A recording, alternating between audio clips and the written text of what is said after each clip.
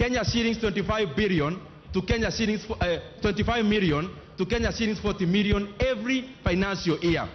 Honorable Speaker, as we move the appropriations bill, which incorporates whatever we were discussing last week, Honorable Speaker, it is important for members to understand that. I only highlighted the issue of the supplementary because it will be coming along, but the bill we are moving, Honorable Speaker, is for the appropriations bill in regards to the debate that we had last week. Honorable Speaker, I wish to request that Honorable Tongoyo seconds this motion. Tongoyo.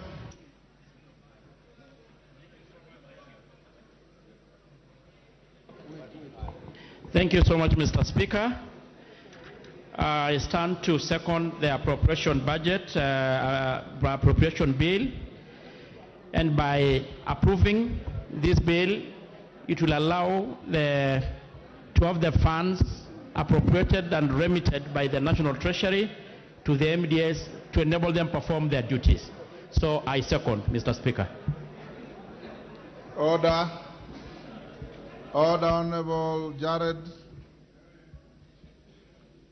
Order, honorable members. I now propose the question, which is that the appropriation bill, National Assembly Bill number 27 of 2023, be now read a second time. Honorable Mbadi, give you 3 minutes. Thank you, Mr. Speaker. Mr. Speaker, unfortunately, I was not present when Committee of Ways and Means were deliberating on various vote heads. But, Mr. Speaker, allow me, in the shortest time that you have allocated me, to highlight just a few things. Mr. Speaker, I'm worried about this. To 2023-2024, an increase of 544 billion shillings, Mr. Speaker.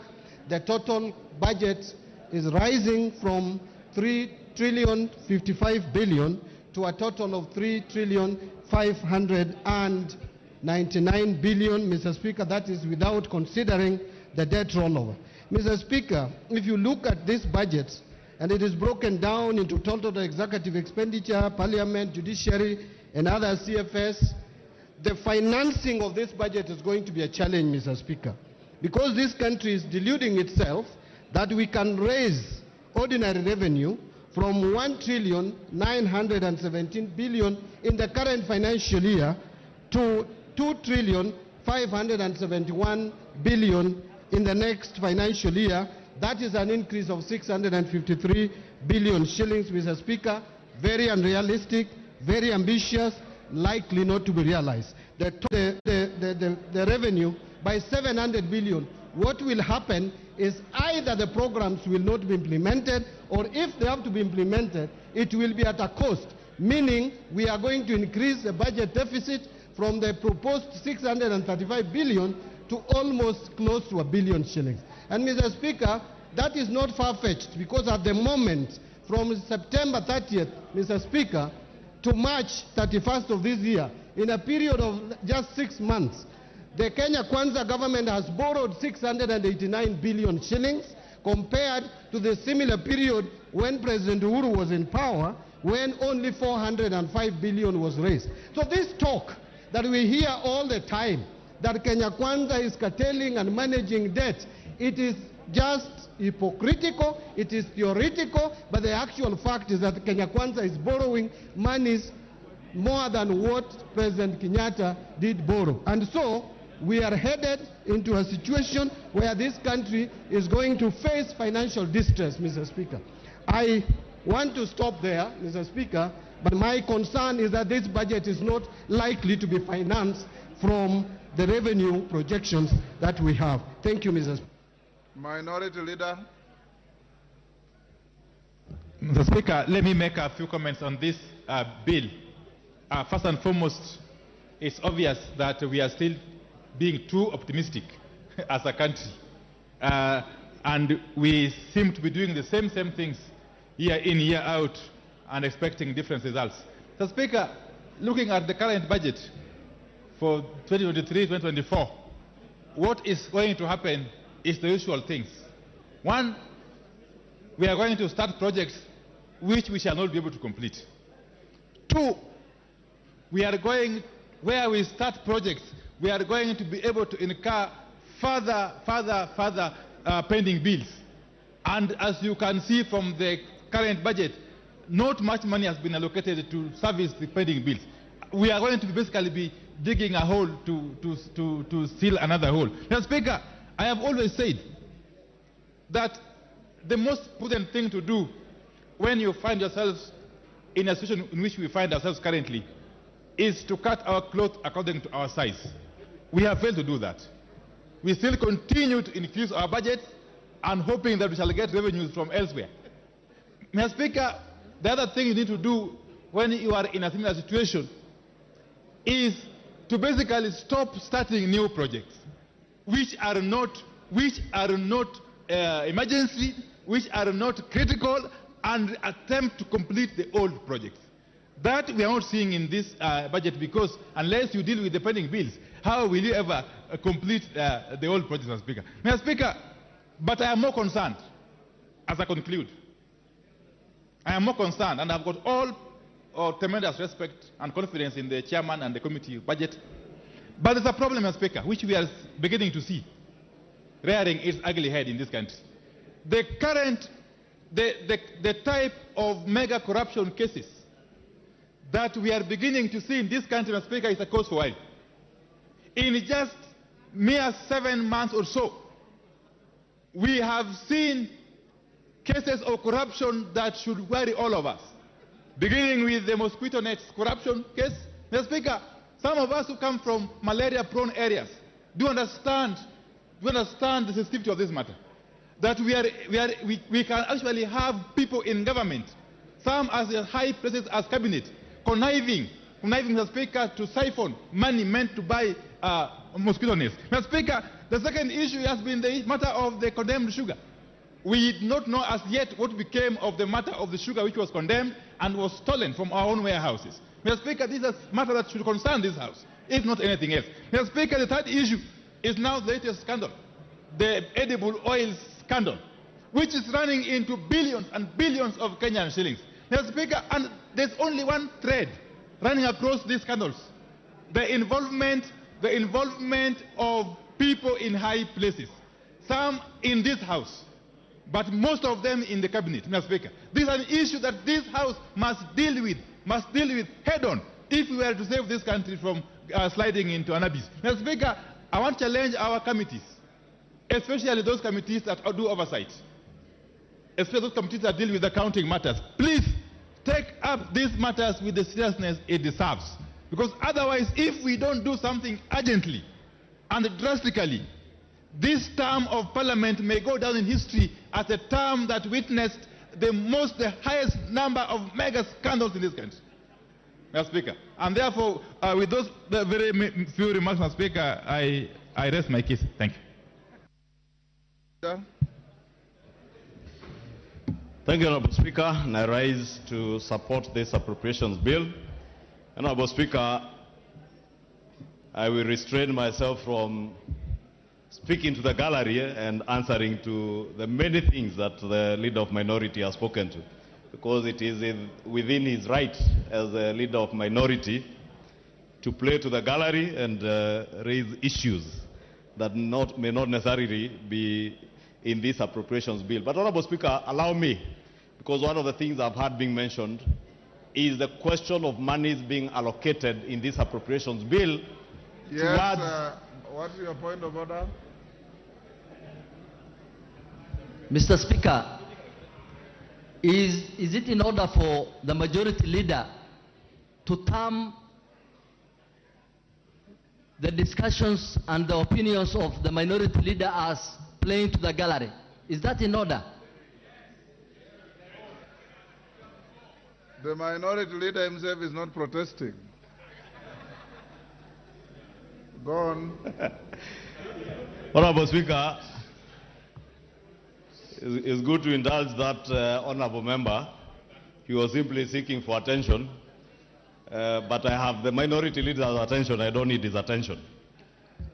Honourable Speaker, I was saying, speaking to the question of pending bills, Honourable Speaker, in this appropriations bill, Honourable Speaker, because it is simply buttressing what we did during Committee of Supply. And we were all here during Committee of Supply. And I must thank all the members who stayed on here until about 10 p.m.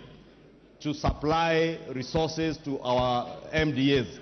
Honorable Speaker, unlike what is being said, it is true that in this appropriations bill and what we supplied to our MDAs, for instance, the largest pending bills are in the road sector.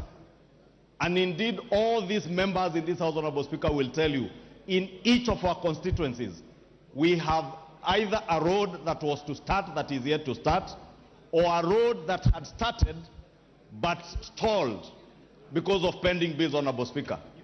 And the quantum of those pending bills, if members care to listen to the chairman of the Budget and Appropriations Committee, was a quantum of close to 1 trillion shillings. That means half of the resources we will generate in terms of ordinary revenue could only go towards settlement of pending bills in the road sector, Honorable Speaker. But amidst all the constraints that we have with our resources, Honorable Speaker, the Budget and Appropriations Committee and indeed the House last week in supplied a quantum of 250 billion shillings to the road sector to help start dealing with the question of pending bills in the road sector.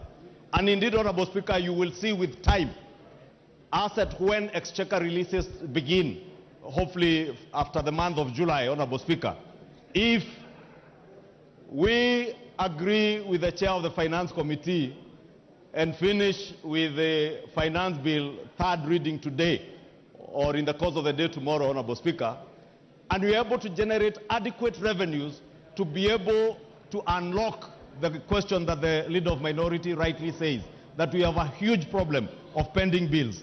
That 250 billion shillings to the road sector is not enough. Even after rationalizing all those roads projects that have been committed to, the figure came to about 730 billion. Therefore, it tells you, even if we were to allocate resources, not to deal with new projects, and I just want to inform the House and the leader of minority, that we are not dealing with new road projects, we are dealing with those already committed road projects. And it would take ordinarily, either we commit the entire of our development expenditure to the road sector without having to deal with anything else, or we do what the Budget and Appropriations Committee recommended, that we allocate 250 billion shillings this year.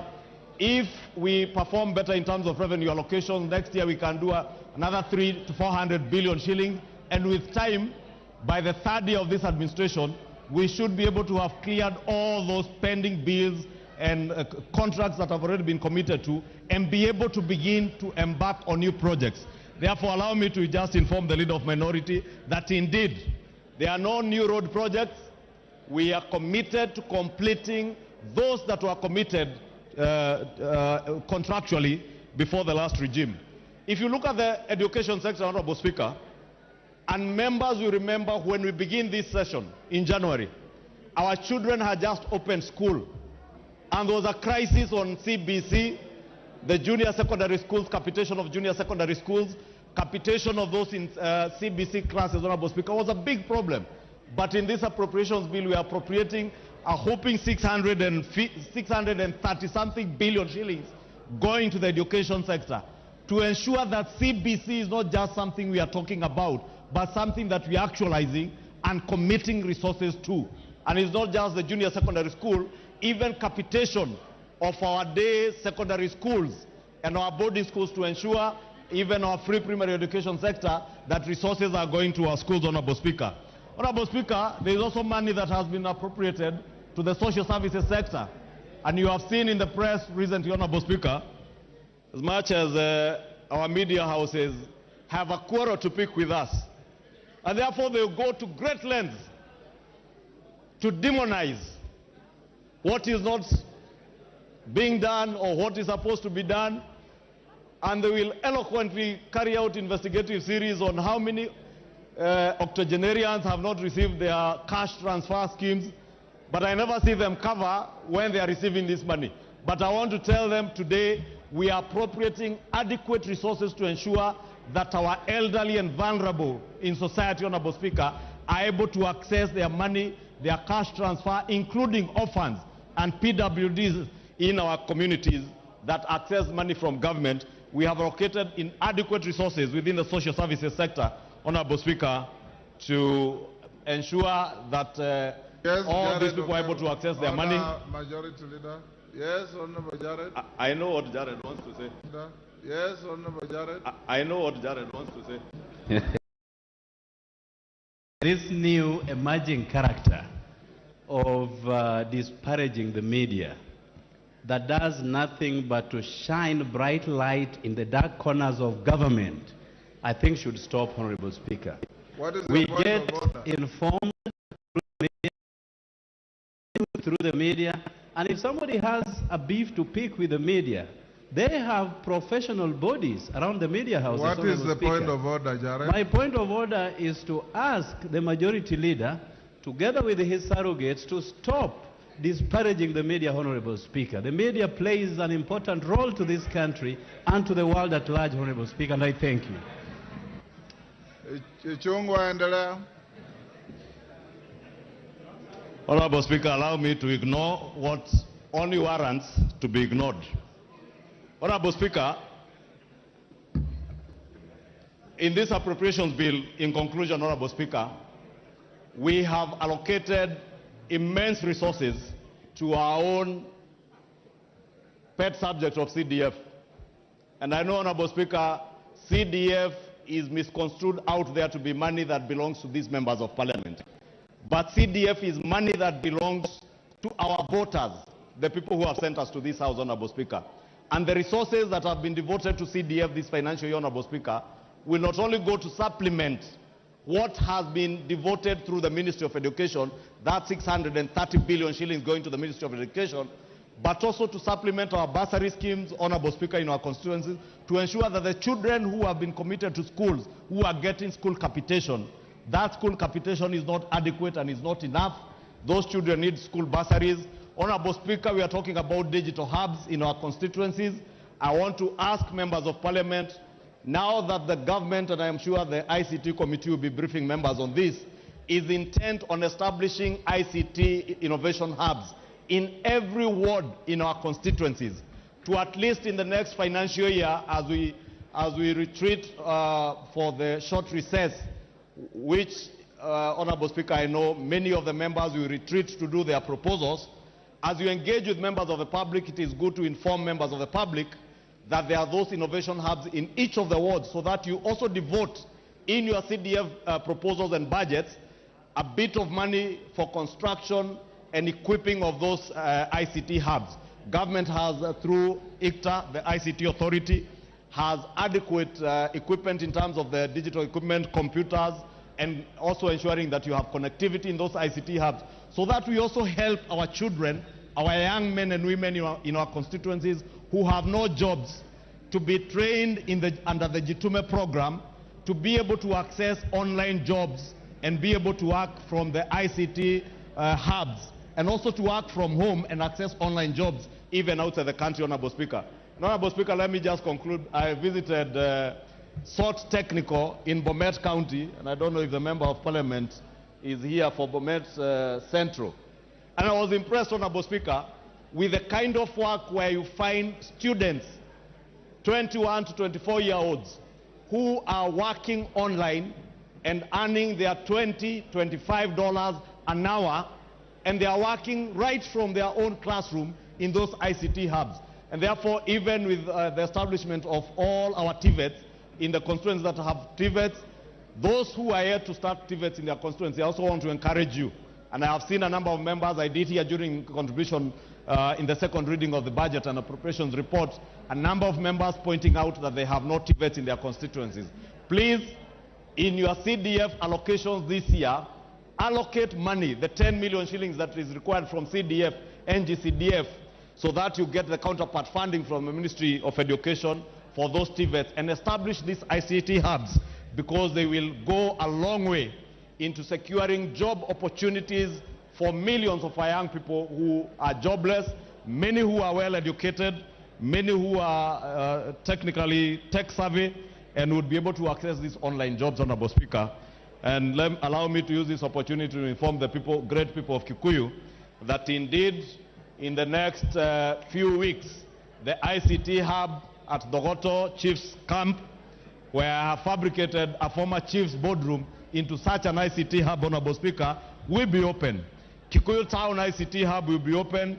Keno Village Polytechnic ICT hub will be open in the next few weeks, and so will be Nachu Technical TVET, Honorable Speaker. And the computers are already on the ground, Honorable Speaker. And as I encourage other members of Parliament to follow suit, because I want to lead by example, Honorable Speaker. That is why I'm speaking to these ICT hubs, because I appreciate that millions of our young people are jobless, and they can access jobs not just through the housing fund levy that we have set up to build houses, Honorable Speaker, that will create jobs, but we can also create jobs through online jobs where people will be able to work right from their homes. Honorable Speaker, with those very many remarks, allow me to support this appropriations bill and urge the House to support it. And hopefully, at the conclusion of this debate, as we get into the finance bill, we shall all rise to the occasion, because what we have appropriated in this appropriations bill is what we shall be financing in the finance bill.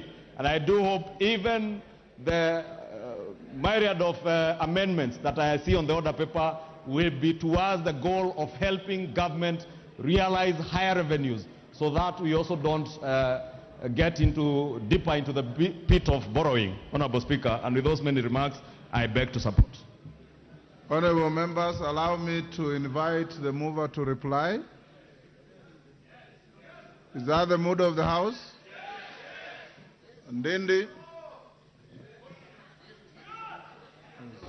Thank you very much, Honorable Speaker. And I wish to thank every participant of the entire process since we started. This process did not just start on the estimates. We started the process of making the budget for 23-24 last year. We have held public participations. We have held sector working groups. And Honorable Speaker, every participant who has taken part, I really want to thank all of them.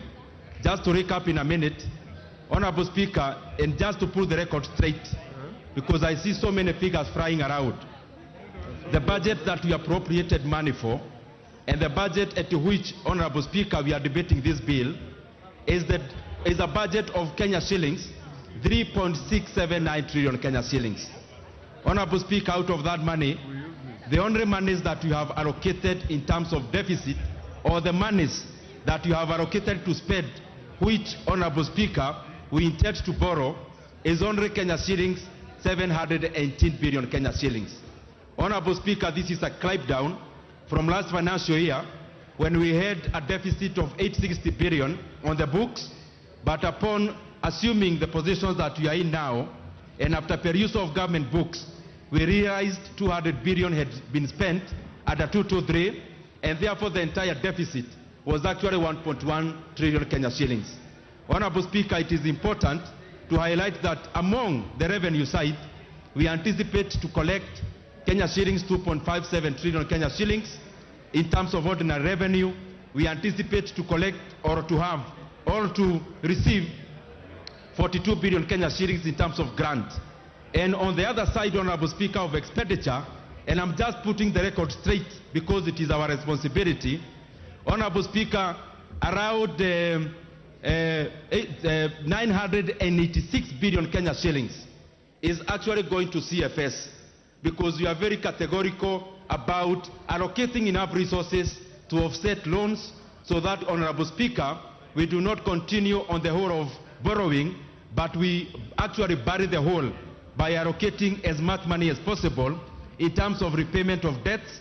And that is why in the kitty of CFS, we allocated Kenya shillings 986 billion. Honorable Speaker, we have also increased the allocations to our counties. The equitable share, we enhanced from 370 billion to 385 billion Kenya shillings. Honorable Speaker, I know there have been issues with the exchequer, but Honorable Speaker, this has been most because of the jittery markets we have, and especially across foreign markets, which we have not been able to realize the monies we had anticipated to borrow for the last financial year, and therefore, Honorable Speaker, we had to resort to domestic markets, where again we are paying a premium in terms of interest rates. So the issues that have been there in terms of exchequer, they need interventions, not policies, and we have been doing that. Honorable Speaker, as I wind up, just again to put the record straight, we allocated the entire allocation of 2.3 billion Kenya shillings for the national government. Honorable Speaker, 27.4% of that amount we allocated to education, out of which we have doubled allocation to health. We have also, Honorable Speaker, increased capitation for JSS by 10 billion Kenya shillings, Honorable Speaker. Something else I would want to highlight as I come to the close. All the members here who have constructed KMTCs through NGCDF, there are 21 of them that are not functional. We have allocated 1 billion Kenya shillings into KMTC to hire additional lecturers and staff. We have also allocated monies to operationalize all the 21, Honorable Speaker, KMTCs. There are 181 markets that were started by former President Mwai Kibaki through the ESP program. Honorable Speaker, we have allocated 3 billion Kenya shillings for all the entire 181 markets so that Kenyans can start realizing the utility of those markets. Honorable Speaker, just again for members to be... Junet. Order. What is the point of order, Junet? Speaker, I wanted to bring to the attention of the Chair Budget Committee that, Mr. Speaker, doing the appropriation is one thing, but having the real money is another thing, Mr. Speaker. He has sold here a rosy, Mr. Speaker, a heavenly affair that we have given 1 billion to this man, 2 billion to that lady. But, Mr. Speaker, what is the level of absorption, Mr. Speaker? Will this money really come to the... He's an optimist, you are a pessimist. That makes the Honorable Speaker, in answering Honorable Junet, as I started the moving of this bill, if you realized, I actually took the first minutes to talk about the supplementary estimates too. It was deliberate. It was deliberate to show that there are only marginal changes that you are making to the budget you are exiting. And we also anticipate to have actually almost no changes in the budget of 2023-2024 because we have been very modest, we have been very realistic in the projection of revenues. But as I come to the close, Honorable Speaker, it is good to also highlight that we allocated Kenya shillings, 5 billion Kenya shillings to fertilizer subsidy so that our farmers, and I want to assure the farmers of Kenya from this house, that as we go to the next season, both the small season and the other one, Honorable Speaker, the Kenyan farmers will be buying fertilizer at a cheaper price than they bought last season, Honorable Speaker, because we have allocated enough monies for the subsidy.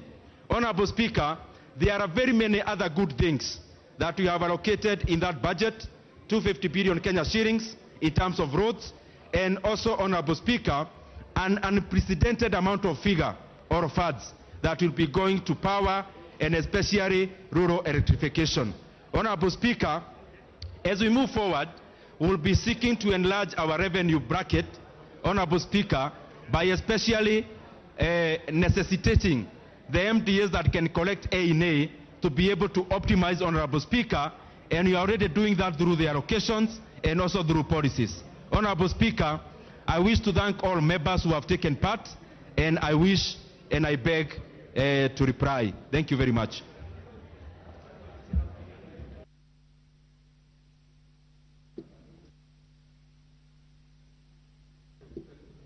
I now wish to put the question, which is the Appropriations Bill, National Assembly Bill number 27 of 2023, be now read the second time.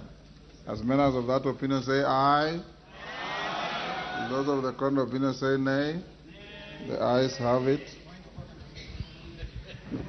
A bill for an act of parliament to authorize the issuance of a sum of money out of the consolidated fund and its application towards the service of the year ending on the 30th June 2024, and to appropriate the sum and a sum voted on account by the National Assembly for certain public services and purposes.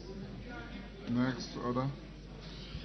Yes, Honorable Mbadi, what is the issue?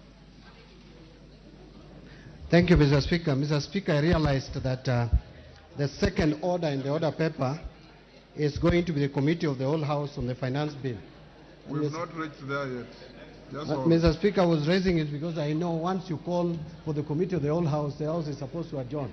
But I wanted to raise this point over so that I get your ruling on this matter, Mr. Speaker, so that when we move to the Committee of the Whole House, then the matters will have been dispensed with. Mr. Speaker, if you allow me. Right.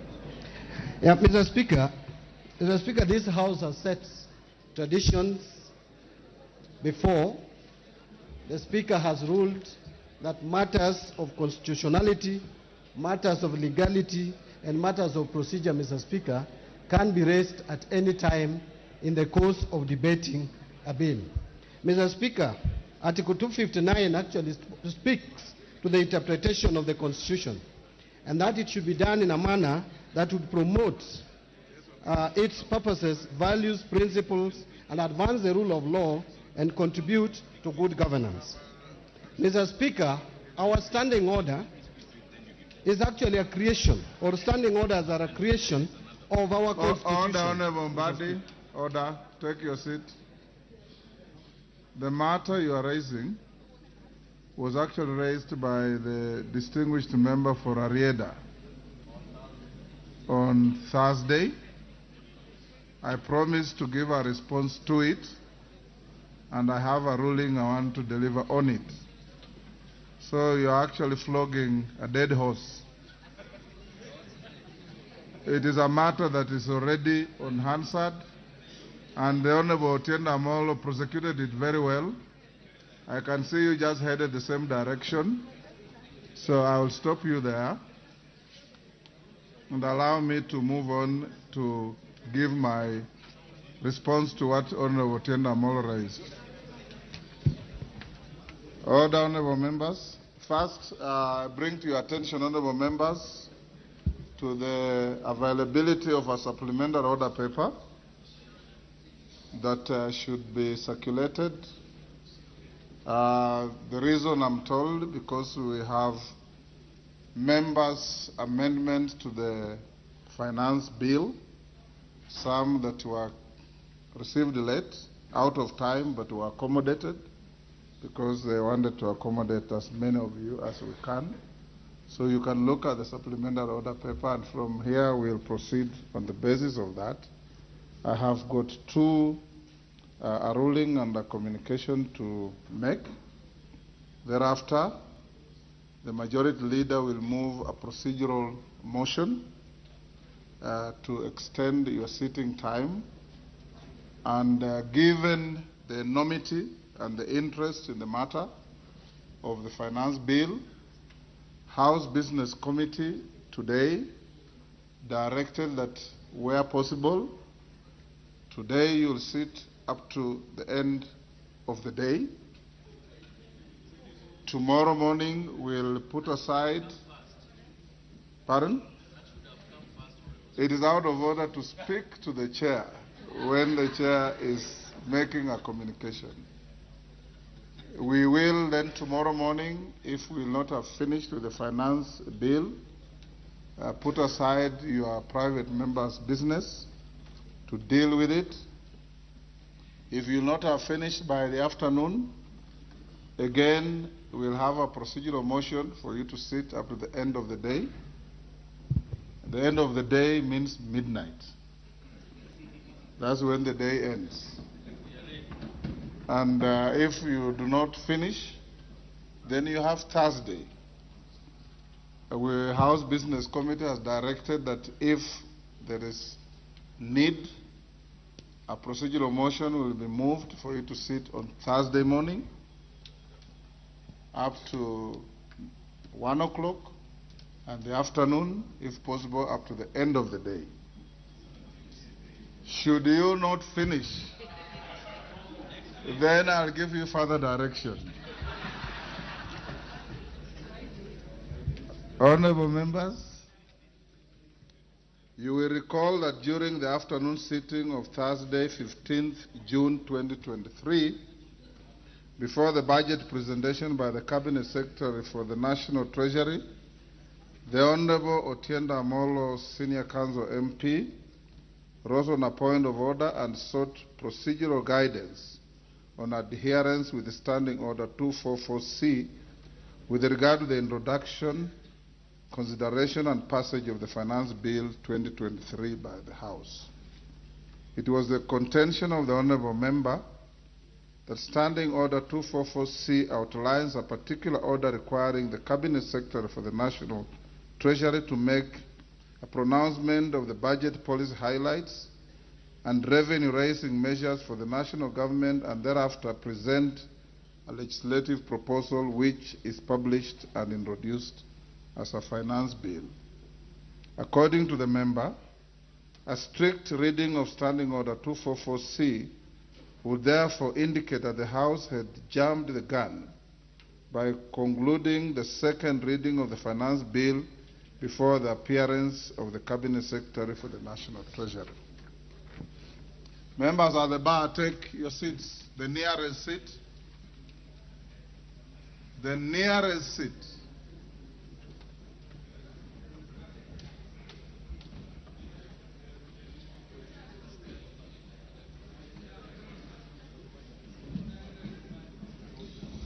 Honourable members, at the time I did indicate to the Honourable Otienda Amolo that Standing Order 244C had been rendered negatory by a court decision and offered to share the relevant judgment after the sitting.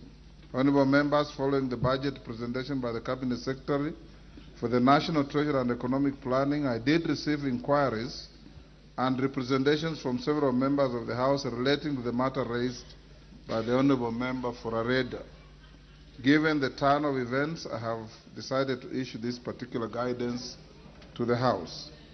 Honourable members, from the inquiries and representations received, I have isolated two issues in relation to the consideration of the finance bill that require clarification. These are: one, the effect of the court judgment alluded to in my response to the Honourable Otienda Amolo to the manner of considering and passing of a finance bill, the procedure applicable to the consideration of a finance bill in light of the provisions of Section 39A and 40 of the Public Finance Management Act 2012 and Standing Order 244C, and the effect of the presentation of the budget statement on the consideration of the finance bill, of a finance bill. With regard to the first issue, the court judgment that I alluded to relates to a matter filed by the Honourable Senator Okiya Omtata challenging the constitutionality of the Provisional Collection of Taxes and Duties Act. As per the practice obtaining in 2018, the Cabinet Secretary for the National Treasury would submit a finance bill after the passage of the budget estimates and on the same day that he or she made a budget speech in Parliament. Pursuant to the then Standing Order 245, the House was required to pass a finance bill within 90 days of the passage of an appropriation bill. In the interim, the House would consider and pass a motion operationalizing all the revenue-raising measures proposed in a finance bill for the period between its publication and its passage in line with the provisions, in line with the Provisional Collection of Taxes and Duties Act 1959. A point of order raised by the member for Waraka, the Honourable Tom Joseph Kajwang, MP, during the afternoon sitting of the House on 5th July 2018 may have precipitated the matter filed by the Honourable Senator Omtata. At the time, the Honourable Kajwang queried the propriety of operationalizing all the revenue-raising measures proposed in a finance bill in line with the Provisional Collection of Taxes and Duties Act 1959, in light of the provisions of the Constitution and the Public Finance Management Act 2012. The Hansard records that several current members of the House ventilated on the point raised by the Honourable Kajwang then, including the Majority Leader, the Honourable Kimani Ichung'wah MGH MP, the Honourable John Mbadi, and the Honourable Makali Mulu MP. The High Court issued its judgment in Okio Mtata Okoiti versus Cabinet Secretary, National Treasurer, and 3 others, 2018 KLR, Kenya Law Reports, on 19 September 2018, and gave the following orders, and I quote: a declaration that by presenting the Finance Bill 2018 to the National Assembly on 14th June 2018, while the financial calendar ends on 30th June 2018, the Cabinet Secretary violated Section 37 of the Public Finance Management Act 2018, which sets the 30th April deadline for the Cabinet Secretary to table the budget estimates and any other bills. Any other bills required to implement the national government budget for approval by the National Assembly. Order, Honorable Women Rep Kisi and your colleague. You are distracting the chair from delivering the ruling. A declaration that the Provisional Collection of Taxes and Duties Act number 44 of 1959, Chapter 415 of the Laws of Kenya is unconstitutional and therefore invalid, null, and void.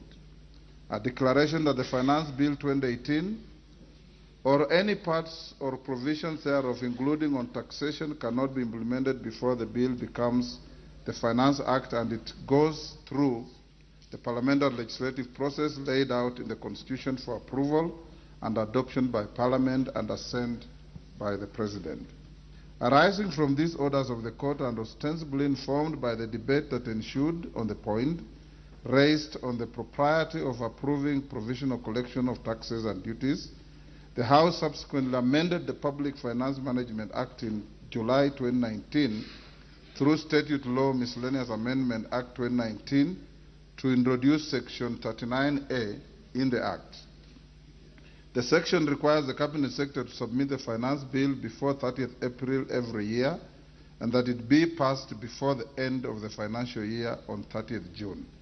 The section clarified the manner in which a Finance Bill ought to be introduced, considered and passed by the House. It provides as follows, and I quote: the Cabinet Secretary shall submit to the National Assembly on or before 30th April the Finance Bill setting out the revenue-raising measures for the national government. 2. Following submission of the Finance Bill by the Cabinet Secretary, the relevant committee of the National Assembly shall introduce the bill in the National Assembly. 3. The National Assembly shall consider and pass the Finance Bill with or without amendments in time for it to be presented for assent by 30th June each year. Any recommendations made by the relevant committee of the National Assembly or resolution passed by the National Assembly on revenue matters shall: A. Ensure that the total amount of revenue raised is consistent with the approved fiscal framework. B. Take into account the principles of equity, certainty, and ease of collection. C. Consider the impact of the proposed changes on the composition of the tax revenue with reference to direct and indirect taxes. D. Consider domestic, regional, and international tax trends. E. Consider the impact on development, investment, employment, and economic growth. F. Take into account the recommendations of the Cabinet Secretary as provided under Article 114 of the Constitution. And G. Take into account the taxation and all other tariff arrangements and obligations that Kenya has ratified, including taxation and tariff arrangements under the East African Community Treaty. This leads us to the second issue of an apparent variance in the provision of Standing Order 244C and the dictates of the judgment and the provisions of the Public Finance Management Act 2012. Honorable members, as I had indicated, my attention was drawn to the existence of an apparent variance in the provisions of Section 39A and Section 40 of the Public Finance Management Act 2012 with regard to the manner of introduction and consideration of a finance bill. Section 40 of the Act provides as follows.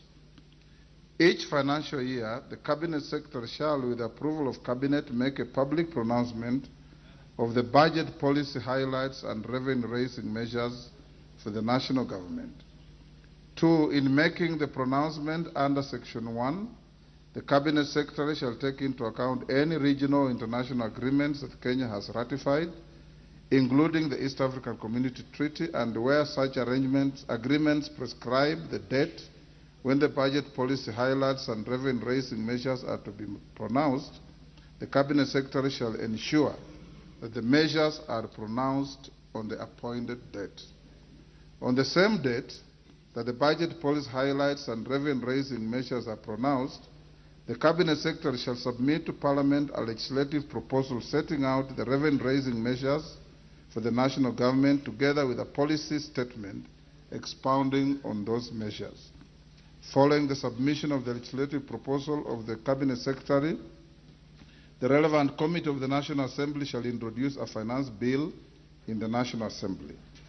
Any of the recommendations made by the relevant committee of the National Assembly or adopted by the National Assembly on revenue matters shall A. Ensure that the total amount of revenue raised is consistent with the approved fiscal framework and Division of Revenue Act, take into account the principles of equity and ease of collection, consider the impact of proposed changes on composition of the tax revenue with reference to the direct and indirect taxes, consider domestic, regional, and international tax trends, consider the impact on development, investment, employment, and domestic growth, take into account the recommendations of the Cabinet Secretary and Article 114 of the Constitution, and take into account the taxation and other tariff agreements and obligations that Kenya has ratified, including taxation and tariff agreements under the community.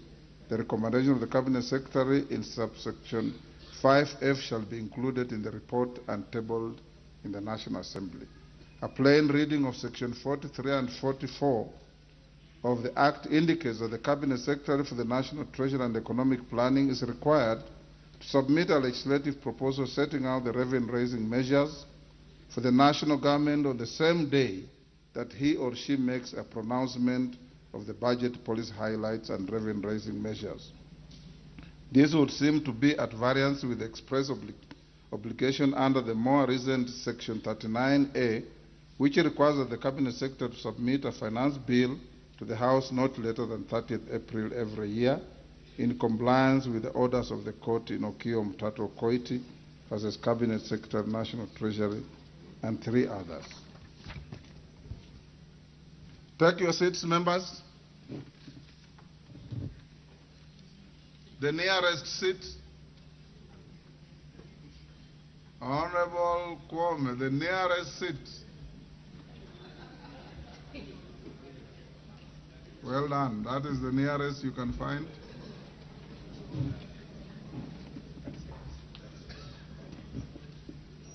Honorable members, in my view, a purposive interpretation to bridge the apparent conflict between the two provisions requires the application of established principles of statutory interpretation and reference to the practice, precedent, and conduct of the Cabinet Secretary and House since the court judgment was issued.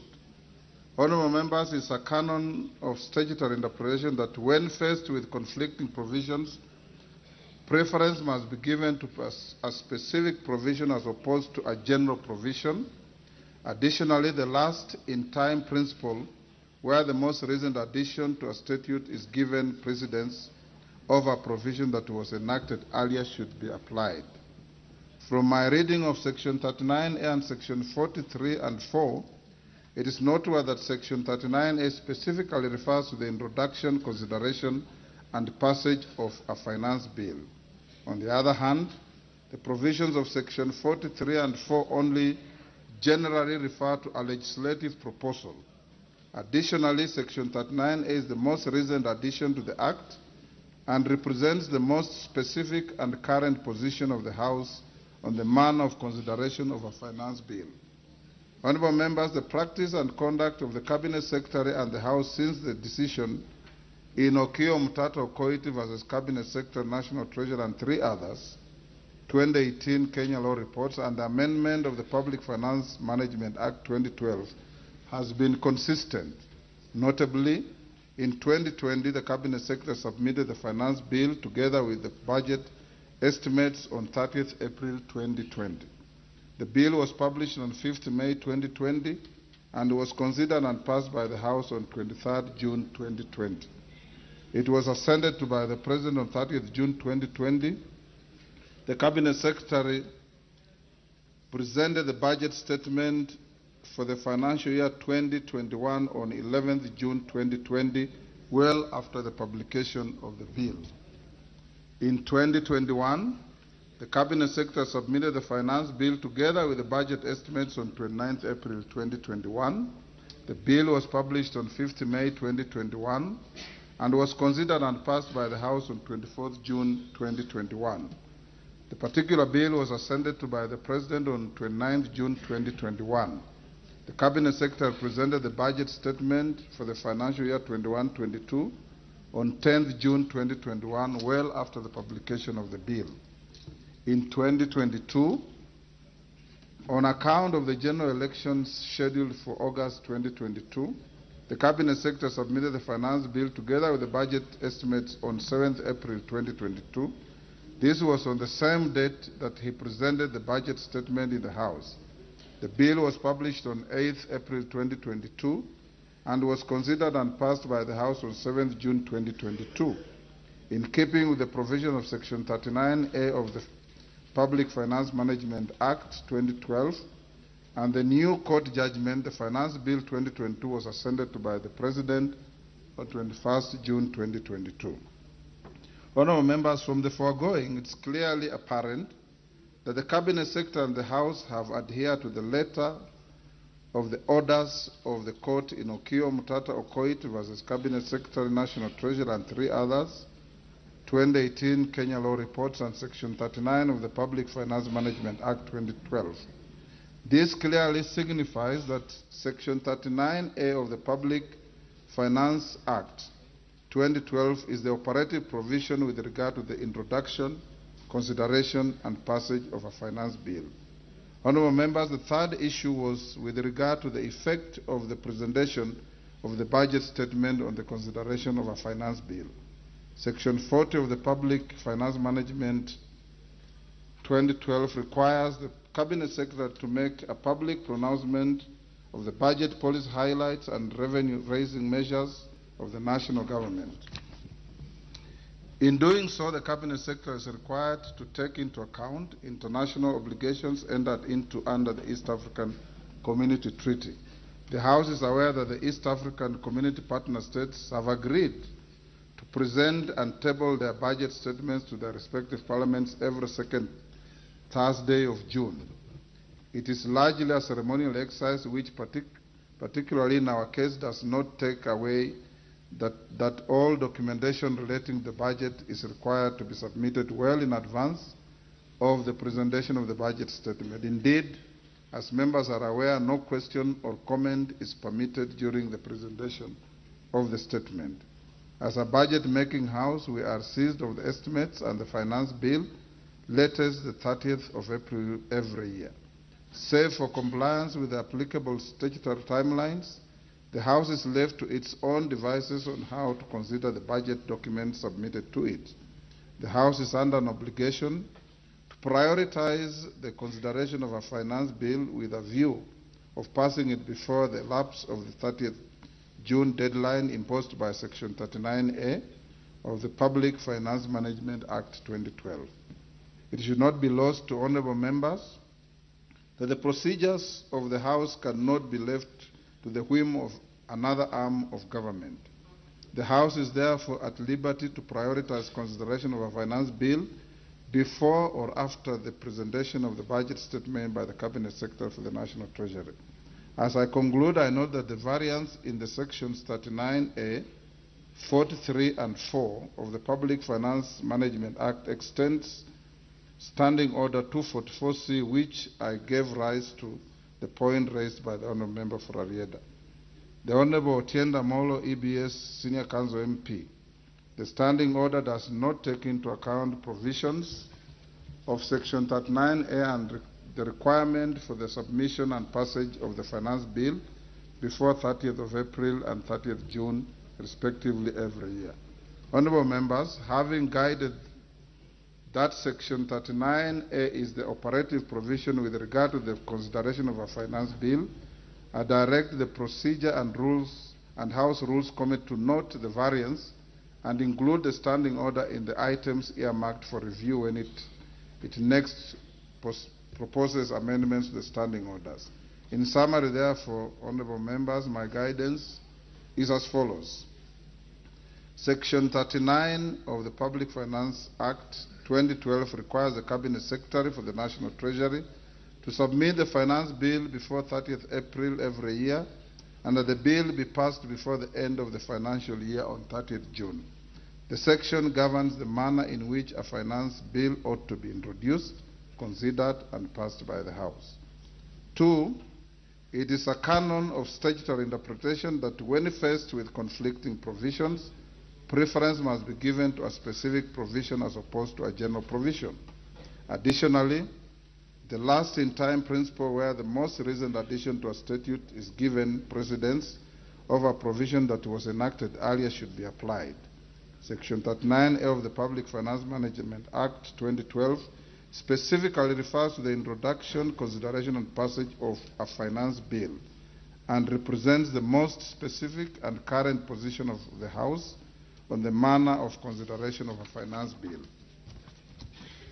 That the Cabinet Secretary and the House have consistently adhered to the orders of the court in Onkio Mtata or Koiti versus Cabinet Secretary, National Treasury, and 3 others, 2018 Kenya Law Reports, and Section 39A of the Public Finance Management Act 2012. This clearly signifies that Section 39A of the Public Finance Act 2012 is the operative provision with regard to the introduction, consideration, and passage of a finance bill. That the House is under an obligation to prioritize the consideration of a finance bill with a view of passing it before the lapse of the June 30th deadline imposed by Section 39A of the Public Finance Management Act 2012. The House is therefore at liberty to prioritize consideration of the finance bill before or after the presentation of a budget statement by the Cabinet Secretary for National Treasury. That the Procedure and House Rules Committee notes the variance between Standing Order 244 and Section 39 of the Public Finance Management Act and include the standing order in the items earmarked for review when it next proposes amendments to the standing orders. The House is guided accordingly. And allow me to thank the Honorable Otiende Amolo for raising the issue so that we can give clarity on the matter going to the future. Thank you.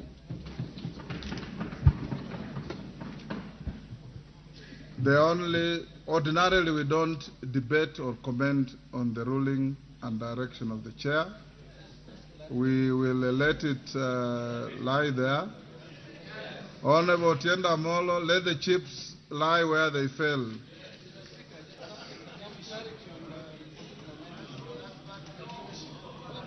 Otiende Amolo. Thank you. Mr. Speaker, I actually just wanted to thank you. Okay. But in so doing, I wanted to let the majority leader know, because when we raised this matter, he threw words as he usually does, alleging that I was part of the case that you've actually alluded to. So I wanted him to know that I was not part of the case and I was not aware of it. But Mr. Speaker, secondly, I take your guidance, and I think the House Business Committee and the House Rules Committee should take your guidance very seriously. We have amended our standing order twice since that decision of the court, on 6th of June 2020 and 7th of June 2022. This should have been factored. But last, Mr. Speaker, because the Speaker is always right, Mr. Speaker, I urge that the House Rules Committee, in considering your guidance, do actually consider the fact that although the decision says that the matter must be published and introduced, it does not say it must be debated before the budget. I want to suggest that it would be in order to have the budget, then the contents of it are then debated in the finance bill. That is, not to bring the second reading before the budget, so that the budget is heard, then we have the second reading, which is the debate, then we move logically, Mr. Speaker. But lastly, Mr. Speaker, I do now have a point of order on the next business, which is order number 13. Order, Honorable Otiende. Order, Honorable Otiende. You are certainly taking unhelpful shortcuts. Honorable members, I will not allow you, Honorable Bandi. I have given order, Honorable Bandi. This matter was raised by Honorable Tiende. I've bent backwards to allow you to make a comment, and I have thanked him for raising a matter that goes to align the Act with our standing orders in the next review. You will present your views to the committee when it meets. Honorable members, before we go to the committee of the whole, I want to invite the majority leader to move a procedural motion on the sitting time. Thereafter, I'll give you some guidance on how to proceed in the committee of the whole before we go into the committee. Majority leader.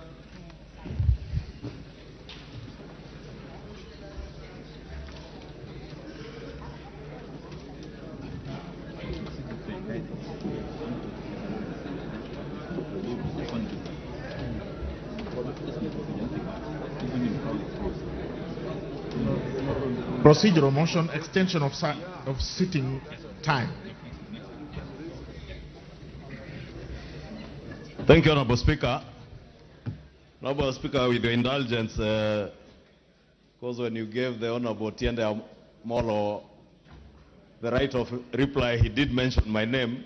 Just to clarify to him that whatever I said, because it was not on record, was not in bad faith. Because I hear you severally refer to the Honorable Tiende Molo as senior counsel, and I expected the senior counsel he would be privy to matters that are in the courts.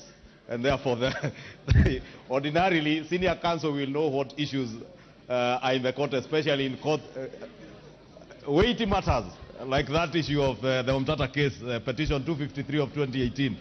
Honorable Speaker, allow me to move that pursuant to the provision of Standing Order 33A, this House orders that should the time appointed for adjournment of the House today, Tuesday 20th June 2023, be reached before conclusion of the business appearing under order number 14 of today's order paper, being Committee of the Whole House on the Finance Bill 2023, the sitting of the House shall stand extended until the conclusion of the said debate. And Honorable Speaker, I don't need to say much about this, because as you alluded, it's something we discussed in the House Business Committee, and the House Business Committee did direct that we have this procedural motion for today, tomorrow, and Thursday, as you have rightly communicated earlier. Honorable Speaker, I beg to move. Let me ask the Honorable Junet Mohammed to second.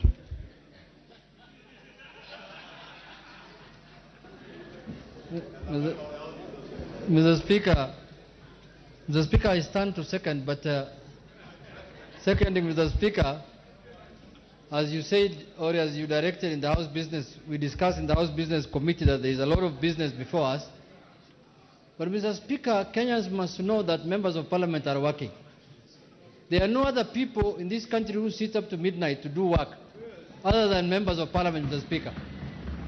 Mr. Speaker, many times members of parliament are bashed outside there, that, oh, they earn for nothing, they earn a lot of allowances, they earn this and that. These are the only people, Mr. Speaker, who sit up to midnight to do the business for this country, Mr. Speaker.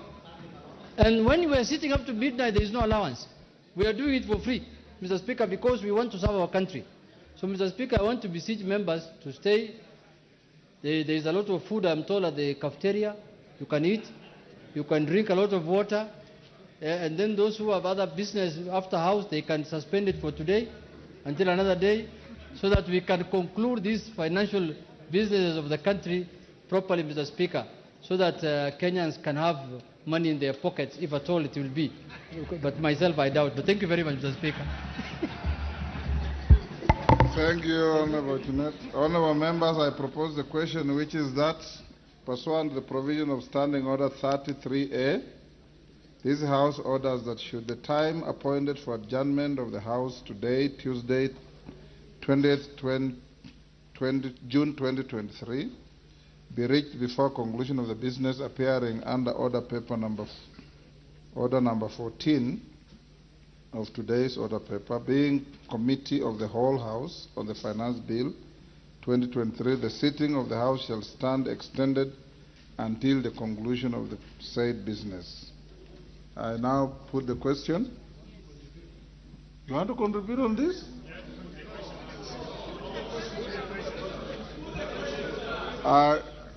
Is it the mood of the House that we put the question? And now put the question. You can respond without drama. That pursuant to the provision of Standing Order 33A, this House orders that should the time appointed for adjournment of the House today, Tuesday, 20th June 2023, be reached before conclusion of the business appearing under Order number 14 of today's order paper, being Committee of the whole House on the Finance Bill 2023, the sitting of the House shall stand extended until the conclusion of the said business. As members of that opinion say aye. Aye. Will those of the contrary opinion say nay? Nay. The ayes have it. Honorable members, before we get to the committee, allow me to give some guidance on consideration of proposed amendments to the Finance Bill, National Assembly Bill number 14 of 2023. Honorable members, this communication relates to the business appearing under Order 14 in today's supplementary order paper, Tuesday, 20th, 2023, being Committee of the whole House on the Finance Bill, National Assembly Bill number 14 of 2023. Before the House proceeds with the Committee of the whole House, I wish to provide guidance relating to the consideration of the proposed amendments at the Committee of the whole House. Honorable members, you may recall that on Thursday, 15th June 2023, after conclusion of second reading of the said bill, I did notify the House that members desirous of proposing amendments to the Finance Bill 2023 were at liberty to submit the amendments to the clerk in the manner provided for in the standing orders. Honorable members, Standing Order 133, procedure in Committee of the whole House on a bill provides as follows with respect to the submission of amendments on bills. No amendment shall be moved to any part of a bill by any member other than the member in charge of the bill, unless written notification of the amendment shall have been given to the clerk 24 hours before the commencement of the sitting, at which that part of the bill is to be considered in the committee. In this regard, honorable members, at the close of the timeline prescribed in Standing Order 133-2, the clerk had received several proposed amendments to the said bill, originating from the Departmental Committee on Finance and National Planning, other select committees, and individual members. Indeed, as you may have observed, the notices annexed to today's order paper contain several amendments that have been proposed to the said bill. For certainty, honorable members, other than the Departmental Committee on Finance and National Planning, the following chairpersons of committees and individual members have proposed amendments: the Chairperson Select Committee on Delegated Legislation, the Chairperson Departmental Committee on Blue Economy, Water and Irrigation, the Chairperson Departmental Committee on Transport and Infrastructure, the Honorable Samuel Atandi, MP, the Honorable Ditmas Barasa, MP, the Honorable John Waluke, MP, the Honorable Dr. Undo Ojambo, MP, the Honorable Lesuda Naisula, MP, the Honorable Mohammed Daud, MP, the Honorable Jared Okelo, MP, the Honorable Caleb Amis, MP, the Honorable Dr. James Nikal, MP, the Honorable Dr. Makali Mule, MP, the Honorable Anton Oluoch, MP, the Honorable Innocent Mugabe, MP, the Honorable Wanami Wamboka, MP, the Honorable Peter Kaluma, MP, the Honorable Majimbo Kalasinga, MP, the Honorable Robert Mbui, CBS, MP, the Honorable Caleb Mutiso, MP, and the Honorable Geoffrey Ruku, MP. Honorable members, as you may be aware, it is now an established practice under the Constitution that when considering any matter that has a financial implication on public funds, the House is bound by the provisions of Article 1142 of the Constitution. For clarity, Article 1142 of the Constitution provides, and I quote, if in the opinion of the Speaker and of the National Assembly, a motion makes provision for a matter listed in the definition of a money bill, the Assembly may proceed only in accordance with the recommendation of the relevant committee after taking into account the views of the Cabinet Secretary responsible for finance. Honorable members, under Clause 3 of Article 114, a money bill includes matters that contain provisions dealing with inter alia taxation, the imposition of charges on a public fund, the appropriation, receipt, custody, investment or issue of public money, and the raising and guaranteeing of any loan or its repayment. In this regard, a finance bill being one that deals with taxation is clearly a money bill. Honourable members, therefore, consideration of the Finance Bill 2023 squarely falls within the confines of Article 114 of the Constitution and other provisions relating to processing of legislation in the House. The provisions of Article 114 of the Constitution are also anchored in Section 39A of the Public Finance Management Act 2012, which states in part, and I quote, Section 39A,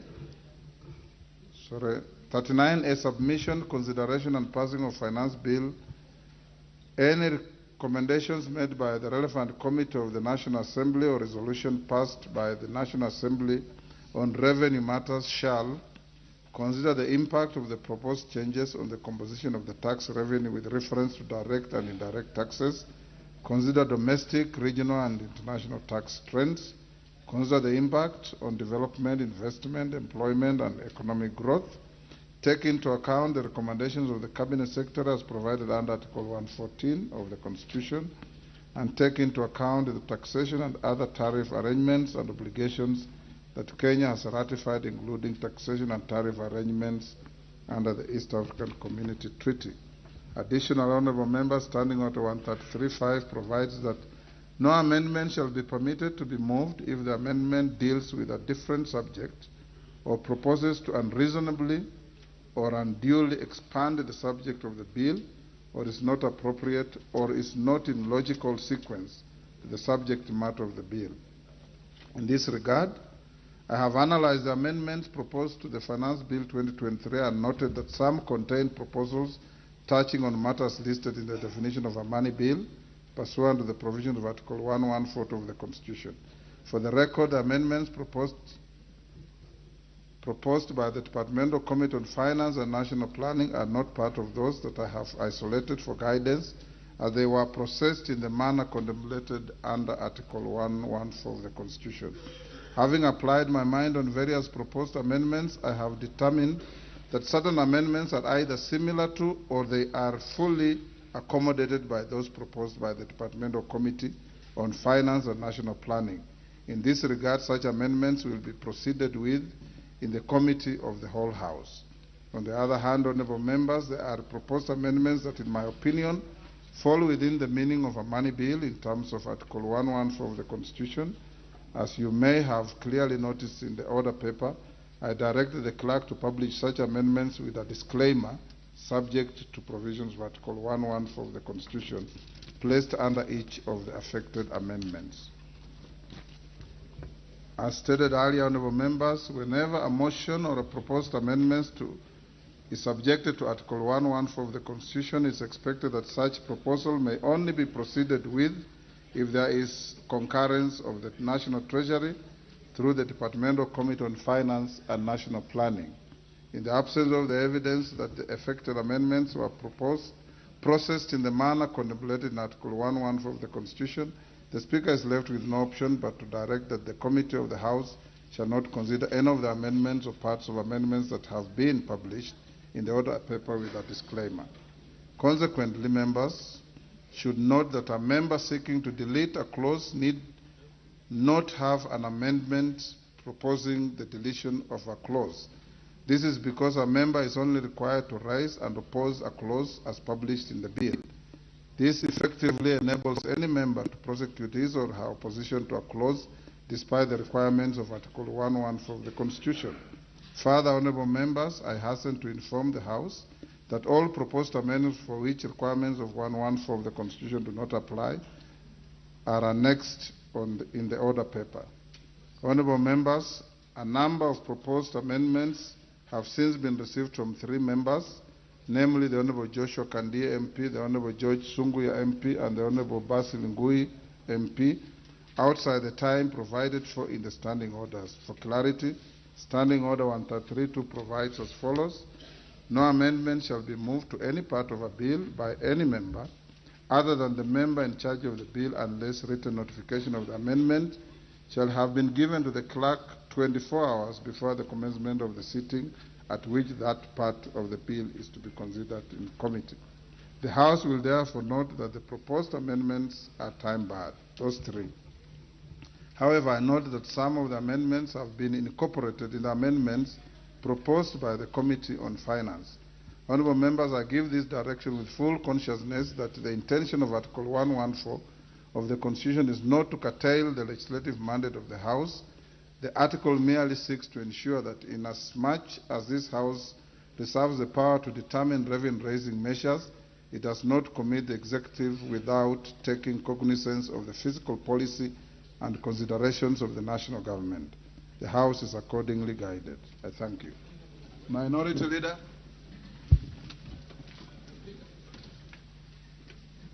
Mr. Speaker, I rise to on Standing Order 131.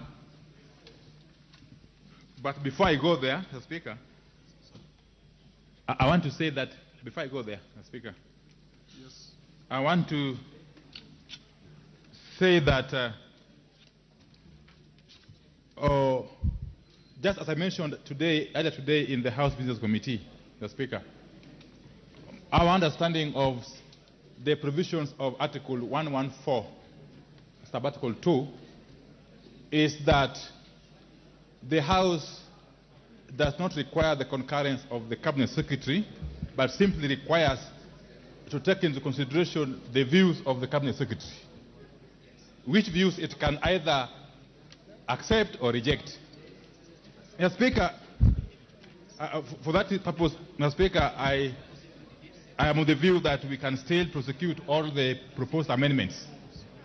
Mr. Speaker, I want to go to the second issue, if you may listen, if you may give me attention. Yes.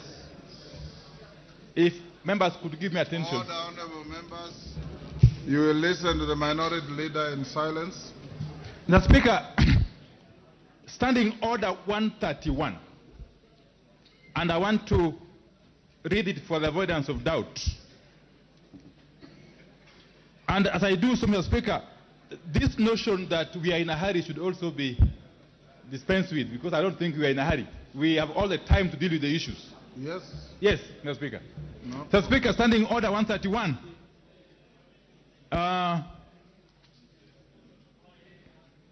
Standing Order 131.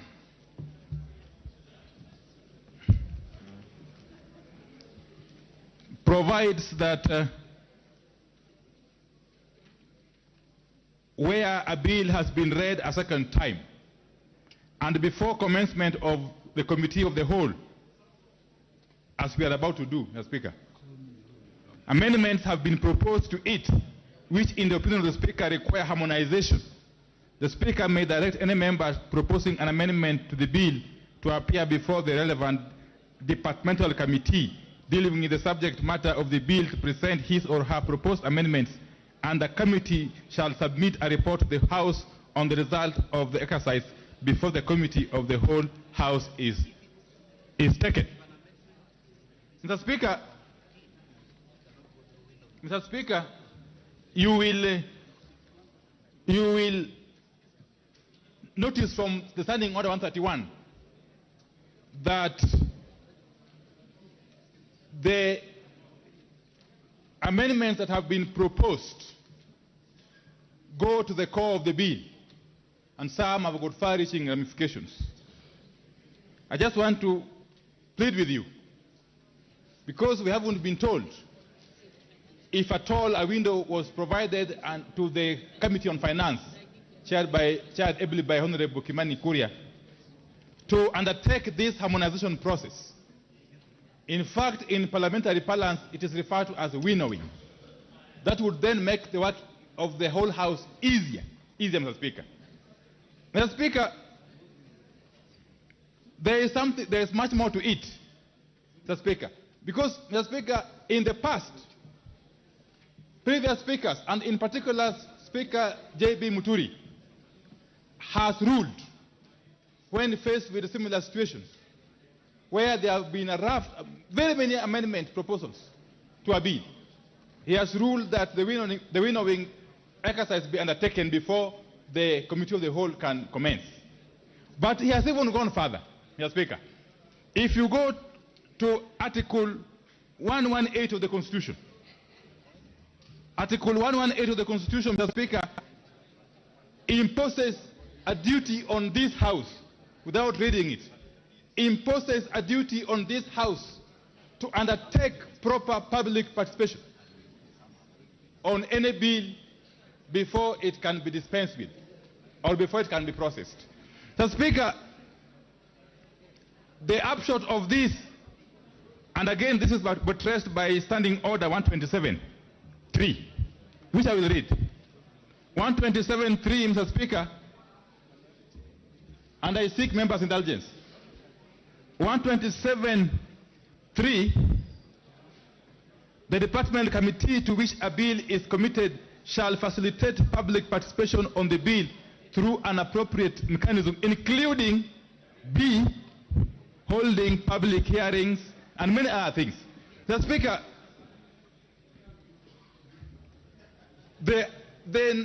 going by the number of amendments being proposed, firstly by the Committee on Finance, and secondly by various other members and chairs of other committees, it would appear that the character of this bill in a comprehensive manner on matters which the public have not been given an opportunity to make their contribution. In other words, on a matter on which the public has not participated, Mr. Speaker.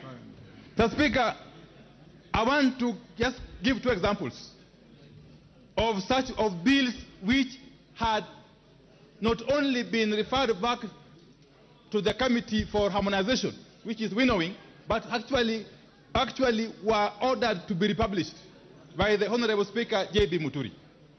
So, Speaker, one such bill is the gaming bill, Bill number 35 of 2019. The second bill is the Universities Amendment Bill of 2021. In those two instances, in respect of those two bills, Speaker Muturi, having assessed the enormity of the proposed amendments and the likelihood of them changing fundamentally the character of the original bill, and bearing in mind the requirements and the dictates of Article 118 of the Constitution on public participation, buttressed by Standing Order 127.3, did direct that the bills not only be harmonized but actually be republished before the House could transact them. Mr. Speaker, in the same vein, I want to plead with you, because 30th of June is still too far away, Mr. Speaker. The House can find a mechanism of navigating through this process, but we cannot circumvent a very cardinal process, a very cardinal principle in the Constitution of Kenya 2010, which is public participation under Article 118, Mr. Speaker, by simply rushing through this process. Mr. Speaker, it is my submission that this bill requires not only a harmonization process, but actually requires to be republished, so that the public can be given adequate time and opportunity to participate. Mr. Speaker, I submit. Thank you. Majority Leader. Thank you, Honorable Speaker, and may thank the Leader of Minority for raising those issues. However, Honorable Speaker, a number of the issues that have been touched on by the Leader of Minority are not accurate.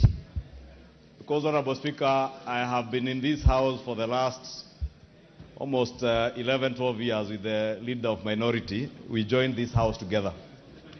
And he knows for a fact, because he has alluded to previous rulings by Speaker J.B. Muturi and precedents set by Speaker J.B. Muturi.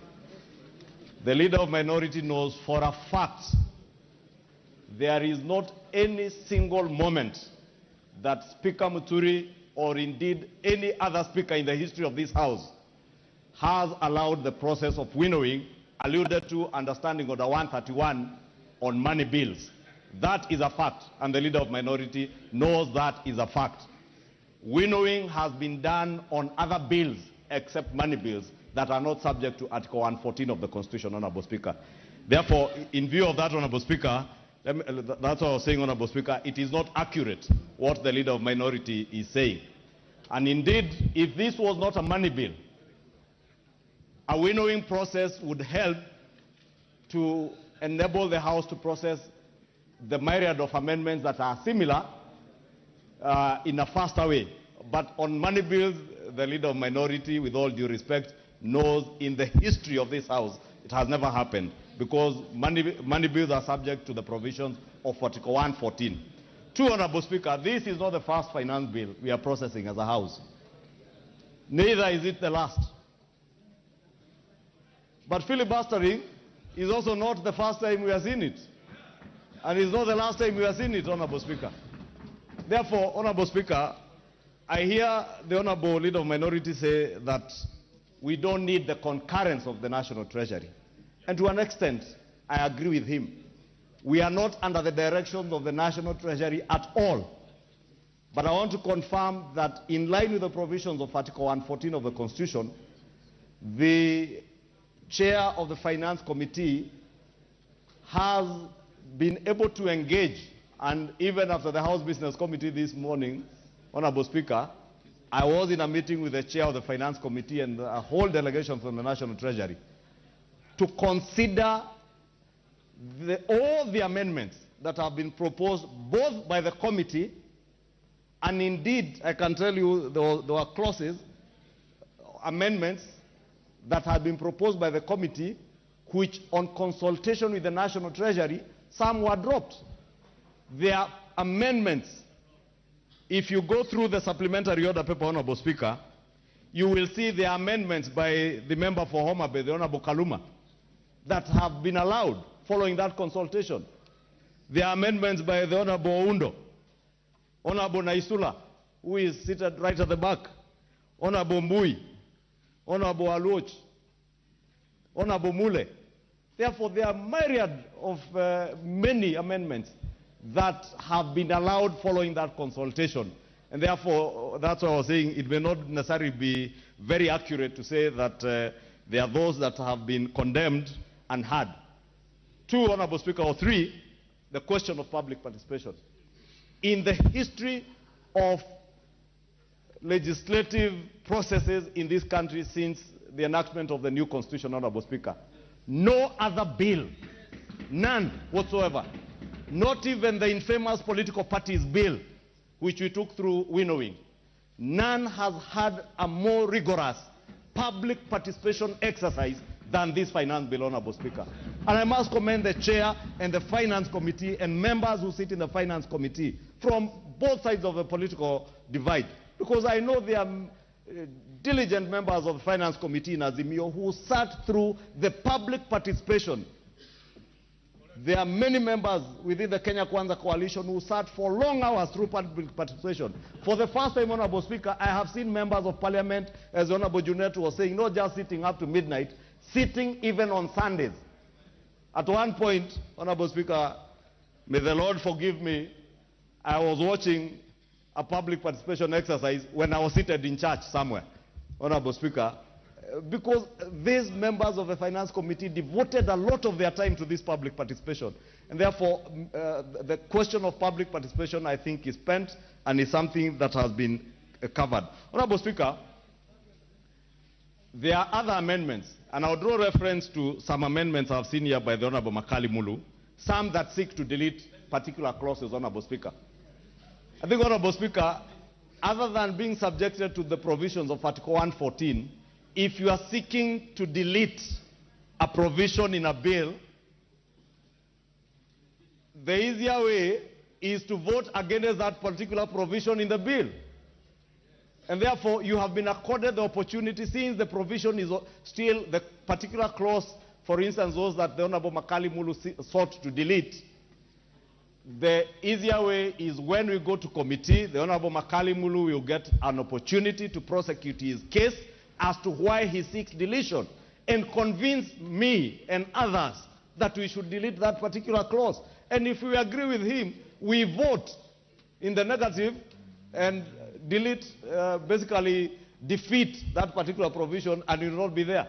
Therefore, Honorable Speaker, let me in conclusion say that the process of winnowing in the history of this House, I think is a fact that is known by those who have been here, that the process of winnowing has never been subjected to money bills. And unless we are trying to reinvent that, Honorable Speaker, and I do want, in conclusion, to beg that as much as we are not in a hurry, Honorable Speaker, as the leader of minority says, we have up to midnight.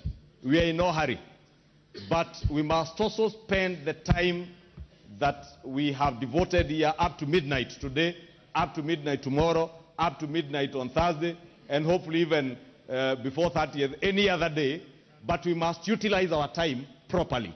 Let us not in any way utilize our time through filibustering and trying to spend time in not a very wise manner, Honorable Speaker. I beg to submit. Junet. Mr. Speaker, the cardinal responsibility of this House is to legislate, Mr. Speaker, in Article 95. And Mr. Speaker, we must stop anything that can impede legislation in this House, Mr. Speaker. Mr. Speaker, the members here have amendments to the finance bill, but they have been told that under Article 114, there must be consultation with the Treasury. But Mr. Speaker, the consultation with the Treasury is supposed to happen between the committee and the Treasury, and not necessarily with the members. And this impedes now members from doing their legislation work, Mr. Speaker.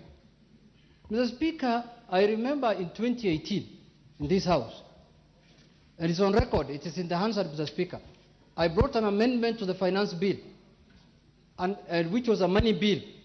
And we were amending a clause that was putting, VAT, 16% VAT on fuel, the same thing we are doing today.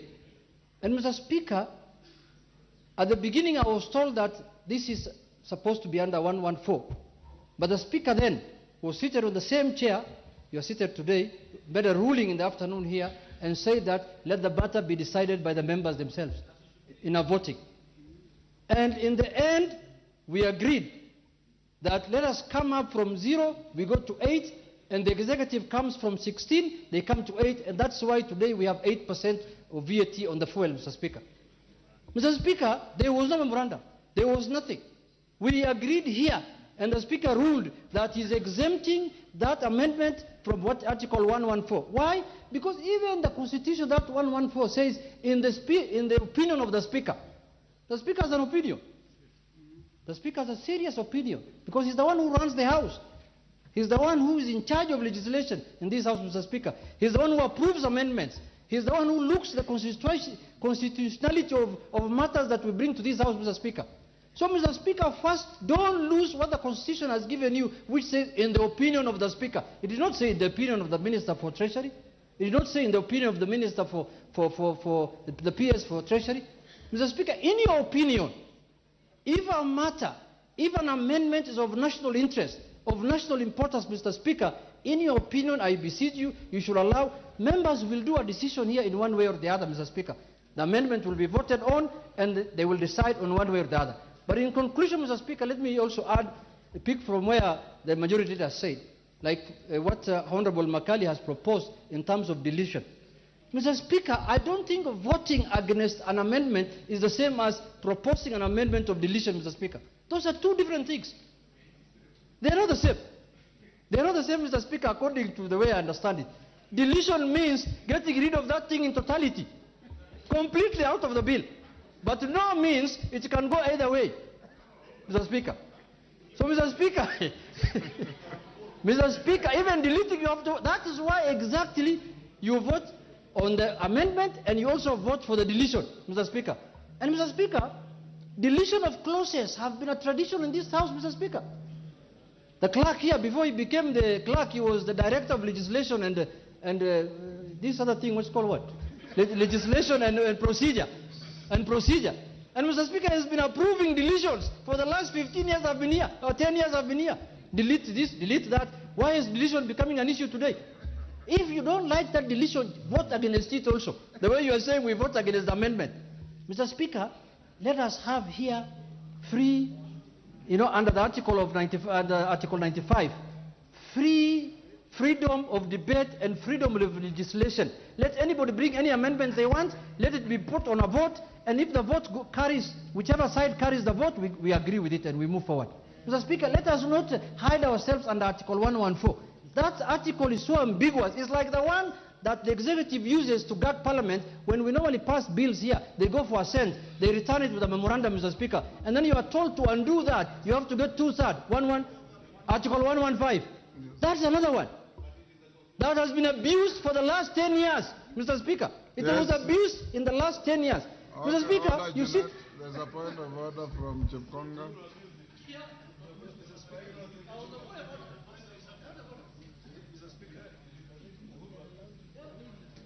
Yes. Mr. Speaker, when Honorable Junet Mohammed repeats himself over, he doesn't need to convince anyone. He just filibustering here. What he just needs is to stay to be relevant to what he's saying. But, he looks at the majority leader, then he repeats the same thing he had just said 30 seconds. Mr. Speaker, you should rule him out of order. There's a standing order which is very clear, not being repetitive. And two, Mr. Speaker, he doesn't need to convince us too much. We know where he stands. Just he has to speak for 1 minute, and then he sits down, and then we will deal with the rest, Mr. Speaker. Jeanette, finish, Jeanette. Mr. Speaker, Honorable Chepkonga is my friend, Mr. Speaker. But these 5 years of absence from Parliament, Mr. Speaker, something must be done. But anyway, something must be done, Mr. Speaker. We must do something about it, I think. But let me leave it there. Mr. Speaker, in conclusion, I want to say that, Mr. Speaker, in your own wisdom and in your own opinion, Mr. Speaker, I beseech that we allow amendments that have been brought by the members so that we can proceed and vote on them and see how they go, Mr. Speaker. Thank you very much. Murugara.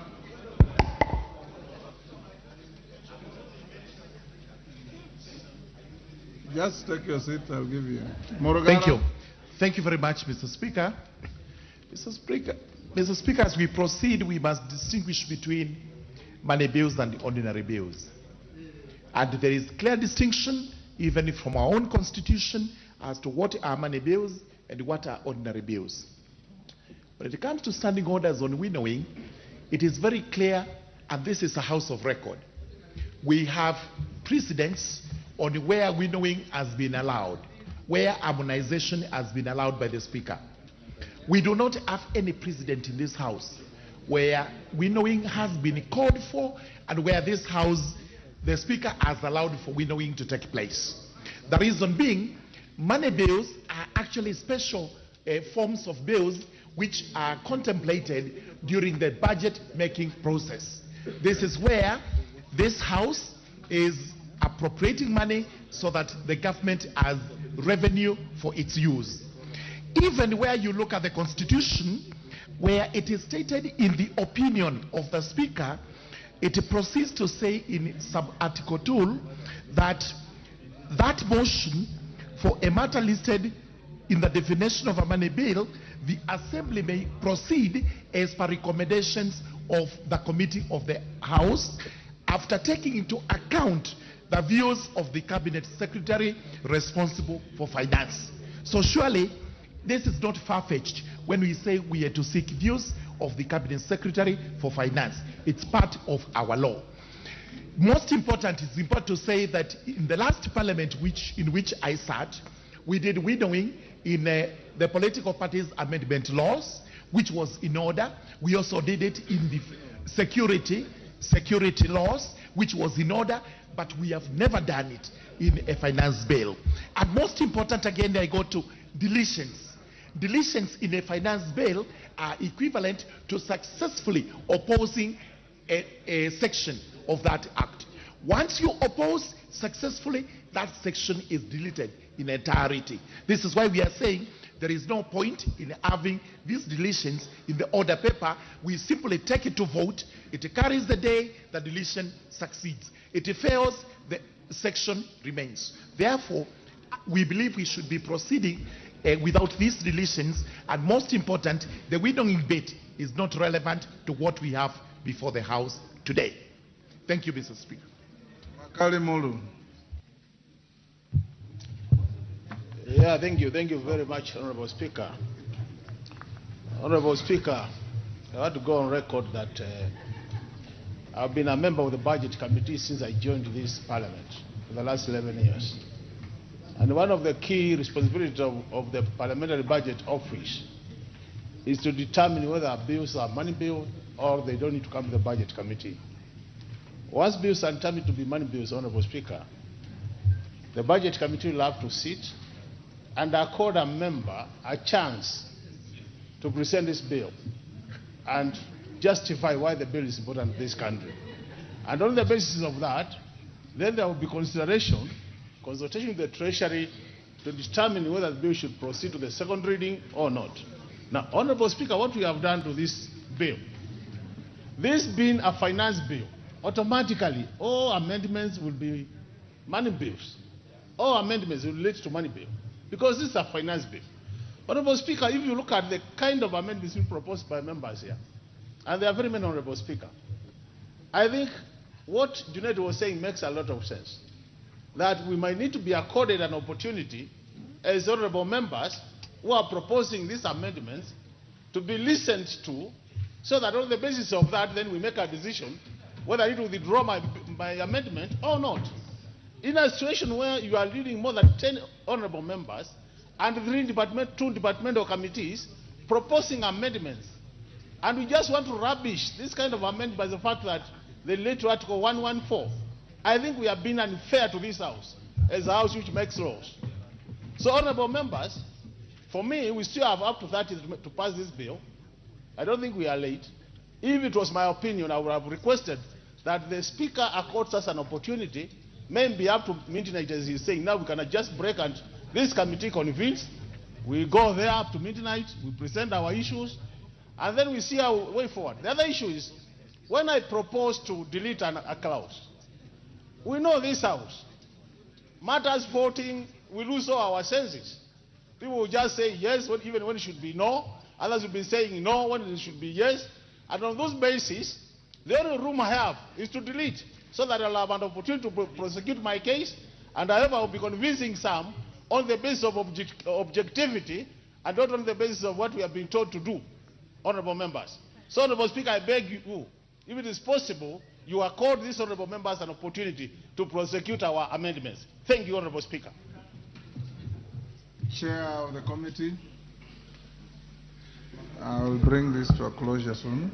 Thank you, Honorable Speaker.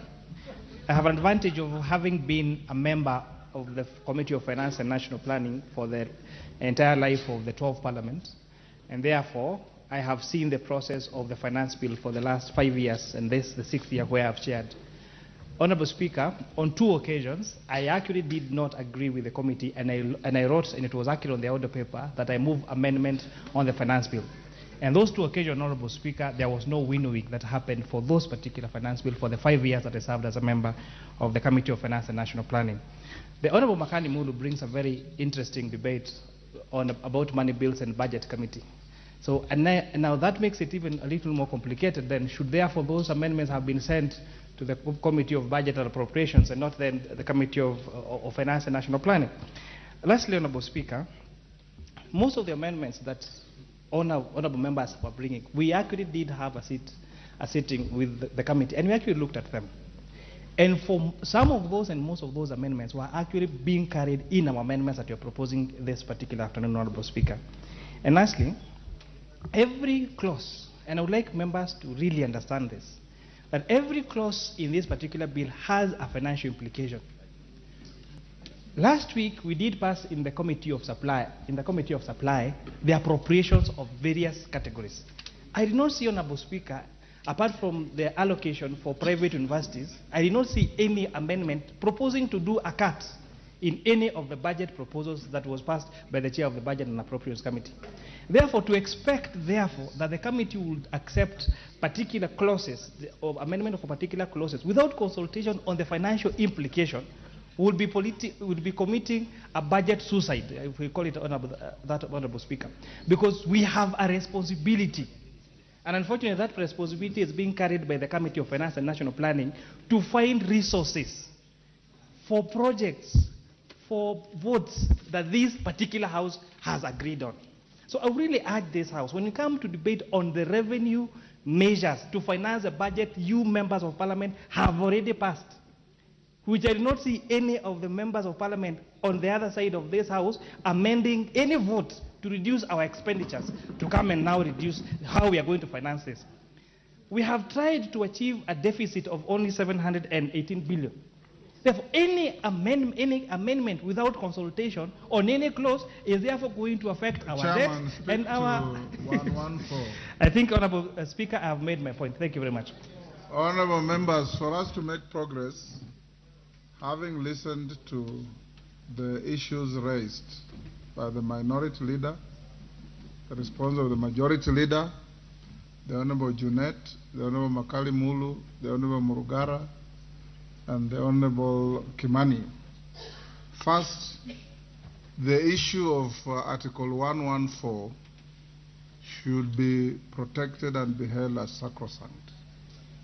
However, in the opinion of the Speaker, and this is not in any way President setting against 114, having looked at the amendments listed and the clauses in the bill that have attracted the highest proposals for amendments, and these are the following clauses: Clause 2, Clause 24, Clause 33, Clause 34, Clause 36, Clause 43, Clause 76, Clause 78.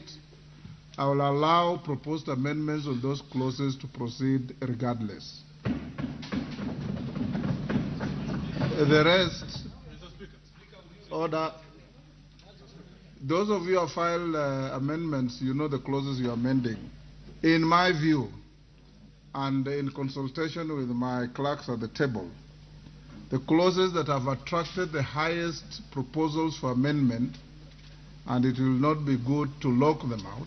I want those who have proposed to prosecute them, are clauses 2, 24, 33, 34, 36, 43, 76, 78. I'll allow, regardless of my views on 114, and I want to repeat, this is not a precedent setting. It is a unique situation that I'll allow the House, in the interest of fairness and in the interest of arriving at a consensual bill that takes our country forward. You will be allowed to prosecute your amendments, and Honourable Kimani and Honourable Majority Leader and the rest be available to prosecute this in committee stage. As we go into the committee of the whole, I want to say the following.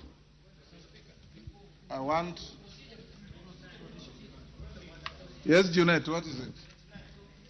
Speaker, in accordance with your ruling, Mr. Speaker, now that has changed the dynamics of our engagement, I'm requesting, Mr. Speaker, that we adjourn for 10 minutes so that we appraise our members on those clauses that you have given. Then we sit down again, Mr. Speaker. Order. Yes, Ruku. Honourable Ruku. 10 minutes. Thank you, Mr. Speaker, sir. It is true, the Crowd 71, Mr. Speaker, sir, has ensured that this country has missed royalties from the year 2020 to now, from the year 2020 July to the moment. And if we are not going to... Are you speaking to my direction? Yes. If you are not going to allow this House, Mr. Speaker, to also look at the amendment... No, he has not mentioned Crowd 71. I beseech you, Mr. Speaker, to also allow Crowd 71 of the finance bill to be looked at, regardless whether it is a money bill or it's affecting Article 114 of the Constitution or not. Because if it does not get the amendment, Mr. Speaker, this country will continue losing royalties and we are here seeking to see how we can finance the deficit of 719 billion as it Honorable has Ruku, you seem to have a mistaken belief that the amendment will go through. It will be put to a vote. Yes, please, Mr. Speaker, I beg you to allow we put that clause into the... You know, if I now start deleting and including, we will not make progress. I've given you a reasoned direction, and I believe it's a sound direction. Let me now call the House. What is procedural, Bandi? And let it be procedural. Procedural. Mr. Speaker, I want to first of all thank you for your ruling and the indulgence on this matter of allowing members who had proposed amendments to be considered. But Mr. Speaker, as a matter of procedure, from the debate here, Mr. Speaker, it is clear that we need to do something about our standing orders and to make amendments. Mr. Speaker, I want to just suggest, because tomorrow we will have another speaker who may not indulge his members. We need to be clear that if this provision in the Constitution talks about Assembly may proceed only in accordance with the recommendation of the relevant committee of the Assembly, there should be a report from the committee on each and every proposed amendment so that members proposing amendments, Mr. Speaker, are not disadvantaged. It should not be left at the whim of the clerk or even the Speaker, Mr. Speaker. Mr. Speaker, by the way, you only have the authority, in your opinion, to determine whether it is a money bill. But as to whether the House should proceed, that is now supposed to come from the committee. And that should be in the form of a report, Mr. Speaker. So what I expected, Mr. Speaker... Yes. You are actually pursuing a defeatist argument. No, Mr. Speaker, I am just asking that we fine-tune our standing orders. You are inviting me to lock out everything. Because, Honorable Mbadi, you know you are talking to a speaker who is also a very senior lawyer in this country and who understands legal issues very clearly. There is the provision of Article 114 and the public participation bit. There is also your own standing orders that limits the time within which to file the amendments. So if you want to open that argument and we go back to the status quo ante, then we lock out everybody. I have exercised my discretion and magnanimity to members who have filed amendments in the largest number and said so that we do not lock out members unnecessarily and unreasonably, those clauses that have attracted the largest number of proposed amendments cannot be for nothing. Let them be dealt with in the committee of the whole. You will argue your case for amendment. The chair of the committee or any other member will respond. The chair of the committee of the whole will put the question and the matter will proceed. Number two, going forward, because I have told you already, honorable members, and directed that you'll sit up to the end of the day, today, tomorrow, Thursday. But it's also in your interest to prosecute the matter and finish it within reasonable time. So the manner of voting, I will direct the chair of the committee that where he or she finds it necessary to call for an electronic vote, to do so. Where it is necessary to go for a voice vote, I always call it a noise vote. If you want to have a noise vote, the chair will determine. Where you want to have an electronic vote, the chair will determine, so that you can make reasonable progress. So I now ask you to be upstanding. We go into the committee of the whole. Order number 14, Committee of the Whole House.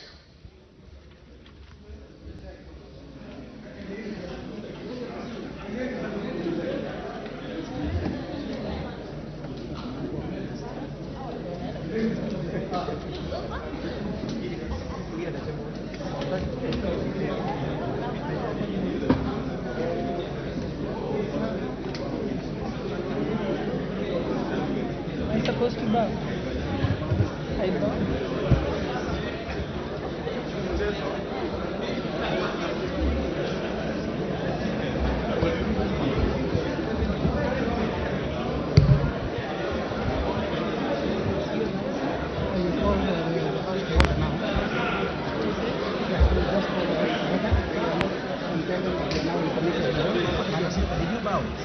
I did. Members, I already bowed and none of you are sitting. You may sit. We now commence the committee of the whole House.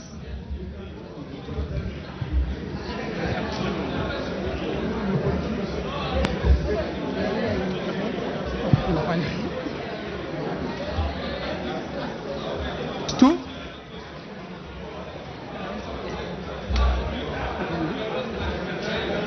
The Income Tax Act, Clause 2. Yes, amendments. We'll proceed with this.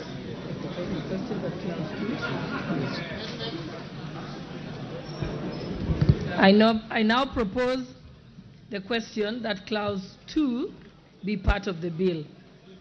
Mover to move the amendment. Chairperson. Honorable Chair, I beg to move that Clause 2 be amended as per the supplementary order paper. And essentially what we're doing here, Honorable Speaker, is changing the definition of winnings relating to betting, gaming, lottery, prize competition.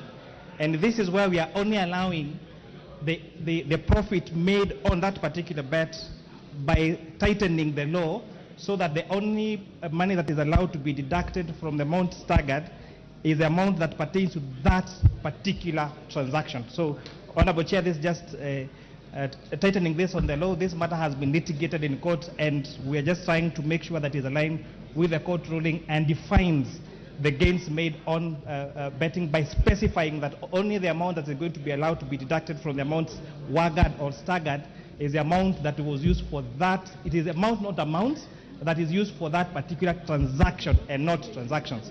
And Honorable Chair, this also helps because there was a view that this could be abused, where if, for example, you place a bet of 1,000 shillings thrice and win after the fourth time, then what will be deducted will be the stakes that you've put the 3 times you've bet before. But Honorable Speaker, now this tightens up that particular law so that it's only the amount that is wagered or staked for that particular transaction. With that, I beg to move, Honorable Chair. Honorable Peter Kaluma. Yeah. I now propose the question that Clause 2 be amended as proposed. Yes. Honorable Kaluma. Thank you, Chair. Chair, I beg to move that Clause 2 be amended in paragraph A by deleting the proposed new definition of person. Honorable members, Are we mixing the two amendments? Are we mixing the two amendments? No, I'm giving Honorable Kaluma an opportunity to contribute to that because he had a similar amendment. So his was similar. Honorable Chair, is the amendment proposed on person? Because I had the Chair, Honorable Chair, to speak about a different matter. If it is on person, I can contribute, Chair. Yes, Honorable Kaluma, you had a similar amendment, yes. I thank you, Honorable Chair. Honorable Chair, I would agree with the committee to delete the definition of person for the reason, Honorable Speaker, that the definition proposed states that in the case of an individual, a reference to a relative, a person includes a reference to a relative as defined in Section 26, subsection 5, and that Section 26, subsection 5 is a provision of the Income Tax Act. Honorable Speaker, when you look at that Section 26, subsection 5, that definition includes your ancestor. In fact, it begins with ancestor, late relatives, deceased relatives, and so many people. It means you would be obligated, Honorable Speaker, Honorable Chair, to pay taxes for defaults even by your ancestors. And for that, I agree with the committee that it be deleted.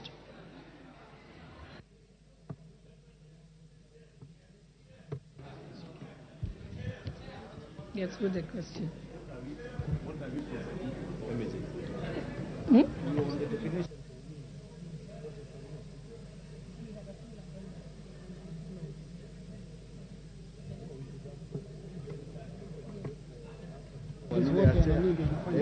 Yes, let's go to the next one. Now you know. I now put the question that clause 2 be amended as proposed by the chair. Yes. Will as many as of that opinion say aye? Will as many as of the contrary opinion say nay? The ayes have it. I now put the question that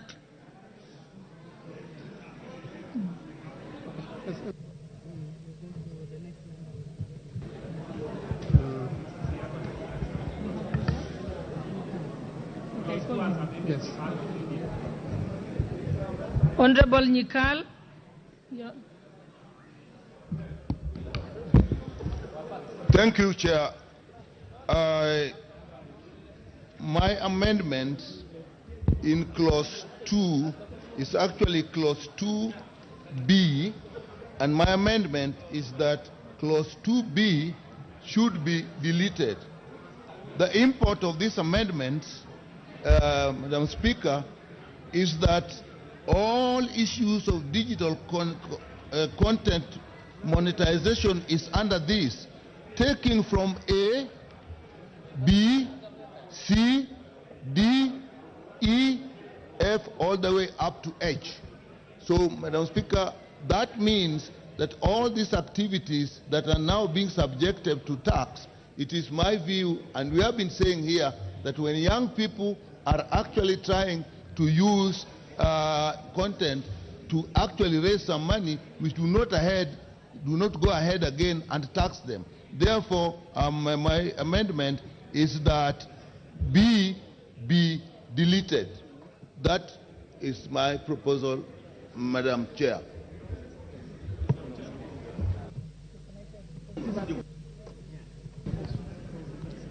I now propose the question that clause 2 be amended as proposed by Honorable Nikal. Yes, nothing.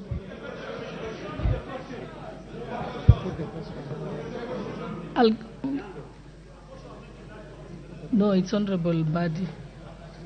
Yeah, Honorable Badi.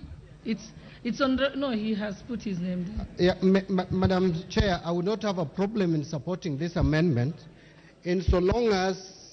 But the problem is the moment we now remove the digital content, then we must make sure that the provision in law that is taxing them, withholding tax, will also fall. So if you ask me, I would support Nikal's amendment so that we are silent completely on the issues of digital content in terms of taxation, so that we exclude this important sector, the digital content monetization, and what we call content creators, and social, and so to allow the young generation, people who are interested in, who are unemployed, but are trying to eke a living. So, Mr. Speaker, Madam Chair, I would request the House to agree with this amendment so that we remove the digital content monetization completely from this finance bill, which therefore means when it comes to the withholding tax, which we will come to at 15%, then now that will not be considered at all, because we have already removed from the definition the digital content monetization. Chairperson for the Finance Committee. Thank you, Honorable Chair. I think I want to make a clarification so that we move together. Honorable members, clause 2 has 3 sections. Has part A that talks about the definition of winnings, has part B that talks about the definition of digital content monetization. And by the way, this does not talk about the rate yet. We are just defining, especially with reference to what crowdfunding is, and providing reference. So that crowdfunding is where you use, say, Mchanga or WhatsApp to raise money, say, for a particular cause. So this amendment is not seeking to tax the amount of money raised in that particular crowdfunding, but the fees that are going to be collected as an income.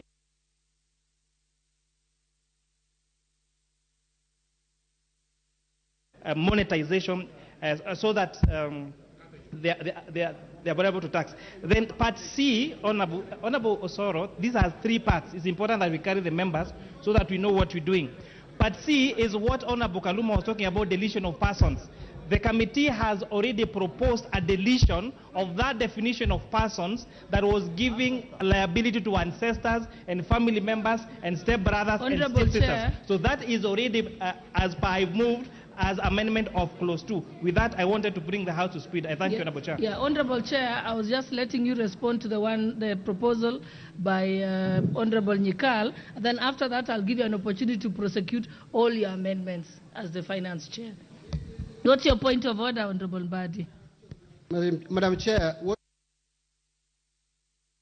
I wanted to say, because the proposed amendment is about digital content monetization. Just, oh, it's okay, Honorable Mbadi. If you're agreeing with me, then there's no need to.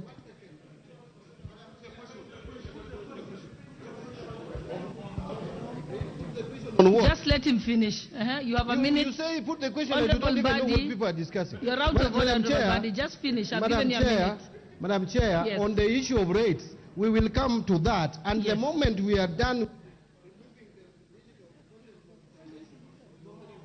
Okay. Yes, thank you. All right. We've had you. Okay. I now put the question that clause 2 be amended as proposed by Honorable Nyikal. Will as many as of that opinion say aye? Aye. Will as many as the contrary opinion say nay? Nay. The nays have it.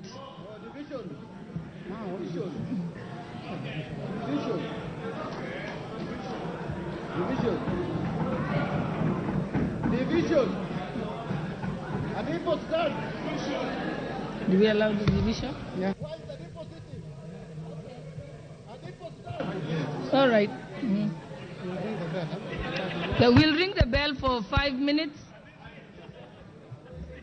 Ring the bell for 5 minutes. And get all your cards ready. Get your electronic cards ready.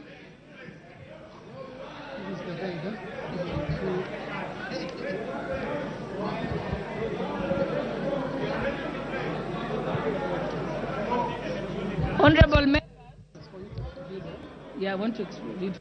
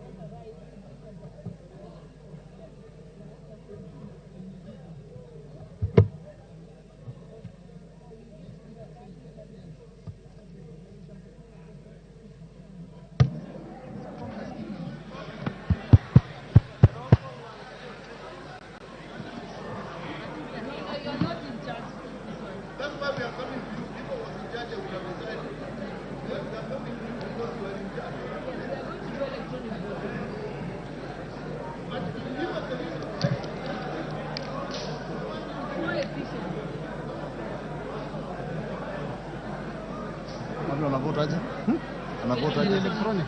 Electronic, but not everybody has a card. No, they spare cards. And the clerk had actually sent a message. There's 100 there. People have been trying to bring their cards, and there are some spare cards which they can bring for you. I sent one. You sent for one, eh? You come on. Unaweza hiyo mtu kadi yangu. Watu kadi yangu. Hello.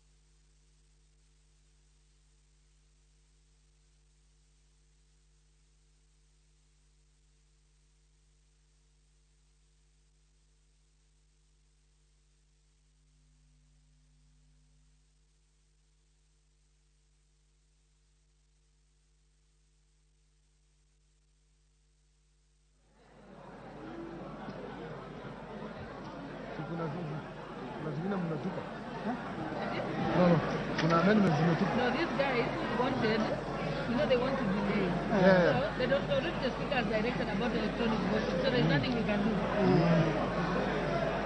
So I'll just cite starting on the 70. Yes. And then say that in any case the speaker has already directed. Yes. So in which case we shall proceed.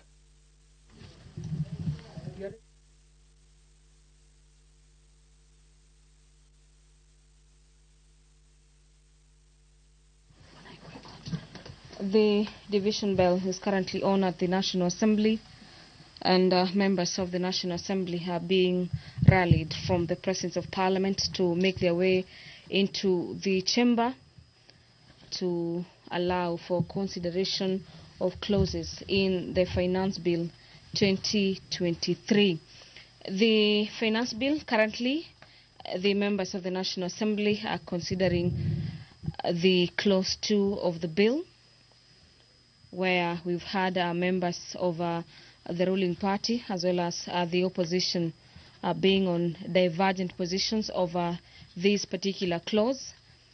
And to just take you through the clause in the bill is that it is about the digital content monetization.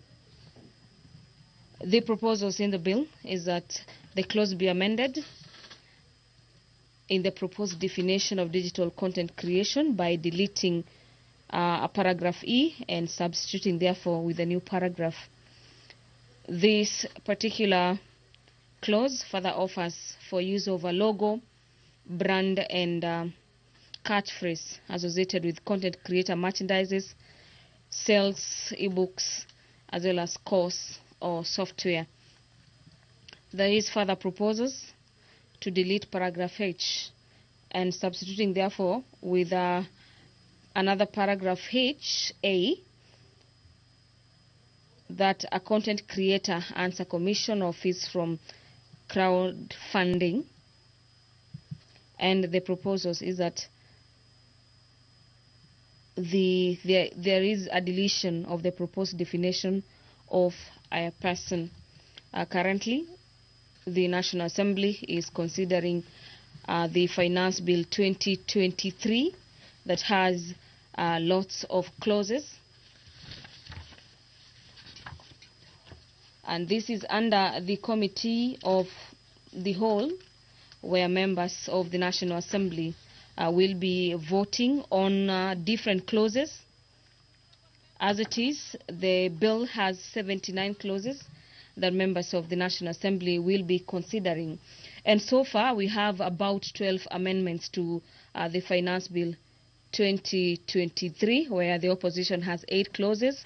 The committee has fronted 2 amendments, as well as the Kenya Kwanza administration has forwarded 2 amendments to the Finance Bill 2023.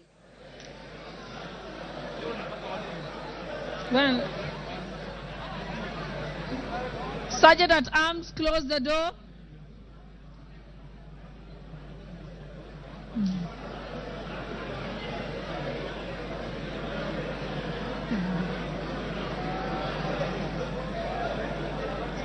Honorable members, I wish to bring to your attention Standing Order number 70, as other members had raised the reason why we should undertake electronic voting. Standing Order number 70 says, unless the Speaker, for the convenience of the House, otherwise directs, voting on a division in the House shall be by electronic voting. And already the Speaker, when he was here, had already directed that voting will be by electronic voting.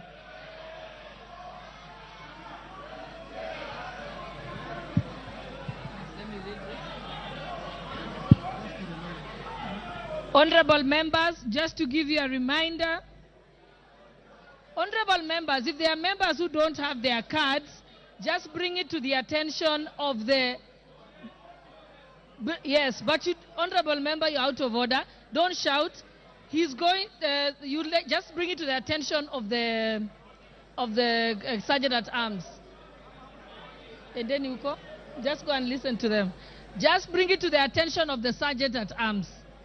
And honorable members, I will now just take you through that now that the card has stopped, the bell has stopped, the doors have been closed and the bus drawn, we would like to ask all members to log out. All members log out for 60 seconds.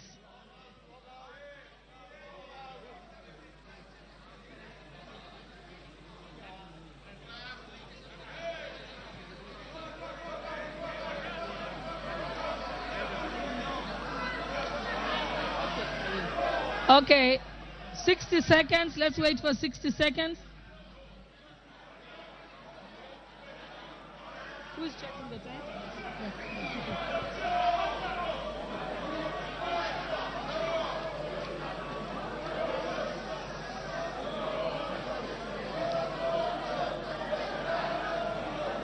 Honorable Junet, I already heard you and we have agreed.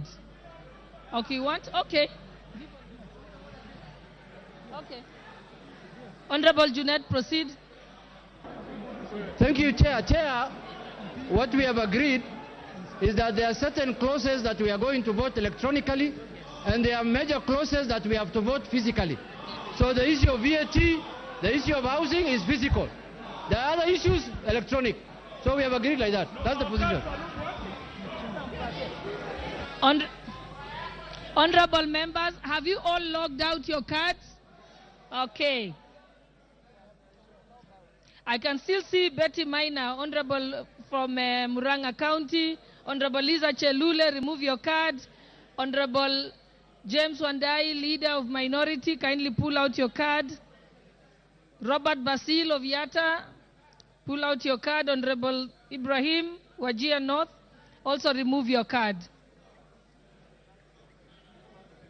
Pull your card.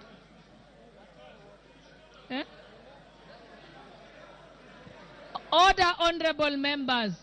Order, honorable members. Remove your cards. Log out. I still have a number of people here. Honorable Robert Basil, Honorable Babu Awino, Honorable Francis Masara, Honorable Abdikadir Muhammad. Oh, good. Thank you. Thank you. Let's wait for 30 seconds.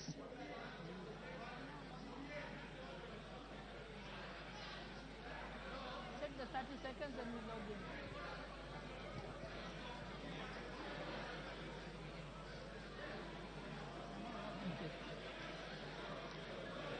Okay, honorable members, you may now log in.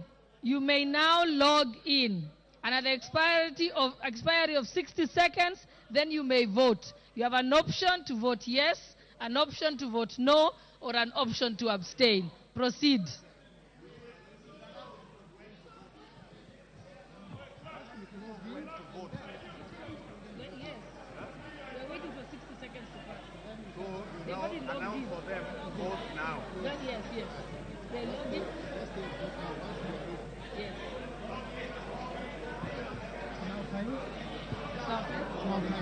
Okay, honorable members, it is now time. You may now vote.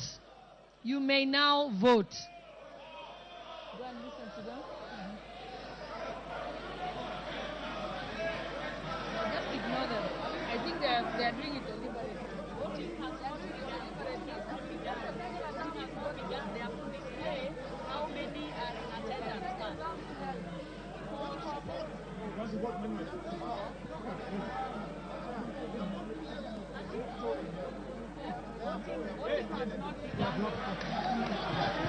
Okay, there is a bit of a challenge with the system. Just hold on for a few minutes. It's being addressed. It's being addressed.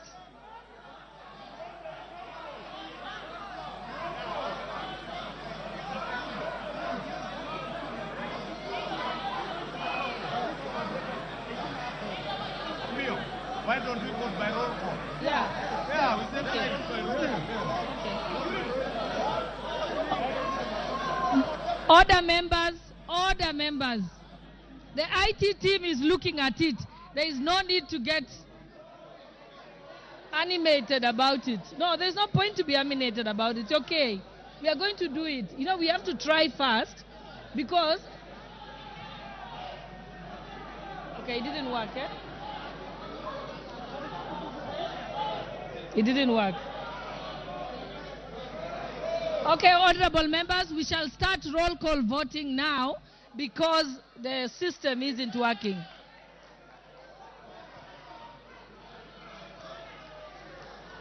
But it was imperative to at least attempt to follow the speaker's directions. Have a seat, sit down. Take your seats, tell your team to take their seats. Honorable Wandai. Honorable Wandai, your team are the only ones standing. If you could kindly ask them to sit. Honorable Fatuma Migori, kindly take your seat.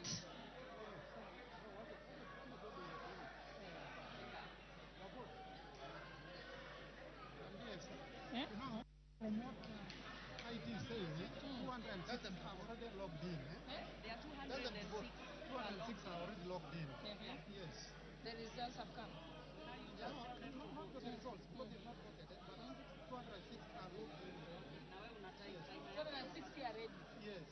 Okay. So what is the system? What happens? No, it takes time. It will show when we vote. It will show the number. Why don't you tell one of the IT guy can't come here? Yes. See, once she's on phone, yes. So 260 people managed. They are ready, yes. They are actually logged in. They are only waiting before the vote. Yes. The IT team has confirmed that 260 people are actually logged in, are just waiting to vote.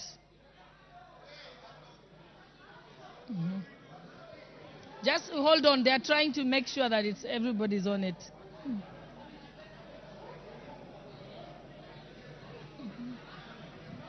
They make sure their cards are on. If they remove the card, they can't vote. It takes a lot of time. Dindi, I don't know what he wants to say. Huh? Dindi. Okay. Give Dindi. Oh, thank you very much. Thank you very much, Honorable Speaker. Honorable Speaker, I have been to this House several occasions, and most of the time that we actually try to vote digitally, Madam Speaker, it has not been successful. I'm wondering whether it is a coincidence, Madam Speaker, because this House has invested colossal amounts of money in making sure that we are able to vote efficiently and especially digitally. Madam Speaker, we must relook at the entire IT team of this Parliament, Honorable Speaker, so that next time, if there is capacity they need, we capacitate, but we need to be efficient, Madam Speaker, in terms of voting, because I don't think this is a coincidence. This is normal. Thank you. Thank you. Get there.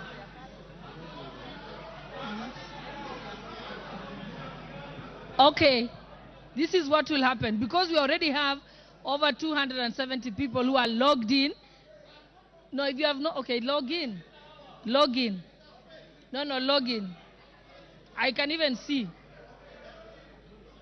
Don't, just log in and wait.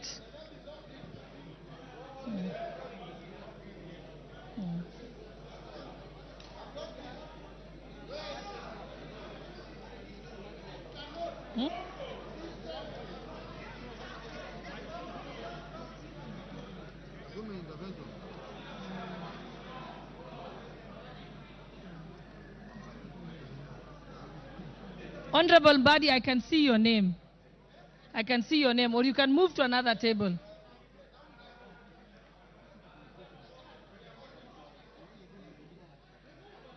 I can see your Honorable Badi. You can move to the next one and try and do it on the other one.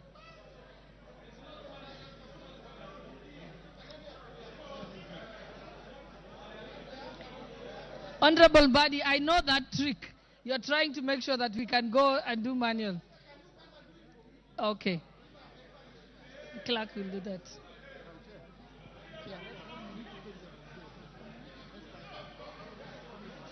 Okay. All right. We can give it one more try before we resort to another method. So let us all log out. Let us all log out. Let us all log out. Honorable Wandai, let us all log out. And then, has everyone logged out? Okay, let's wait for a few seconds. Yusuf Muhammad, Wajir West, pull out. Okay, all right. Now we can start again. Amos Mwango of Starehe, kindly remove your card. Don't log in until I tell you. Log out. Stay away until I tell you. I will tell you. You can ask for a spare. You can easily ask for a spare card.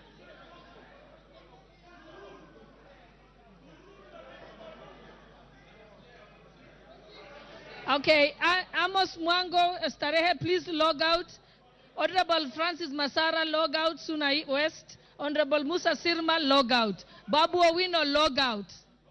Okay, now let us, can they proceed? Can now log in. You can now log in. You can now log in. And then wait until I tell you to vote. Log in and wait until I tell you to vote. Log in. Whoever is logging in has logged in. Okay.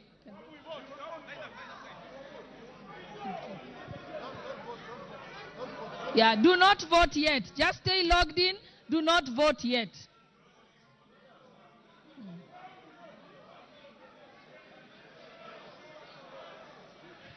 We will wait because they are counting how many are logged in.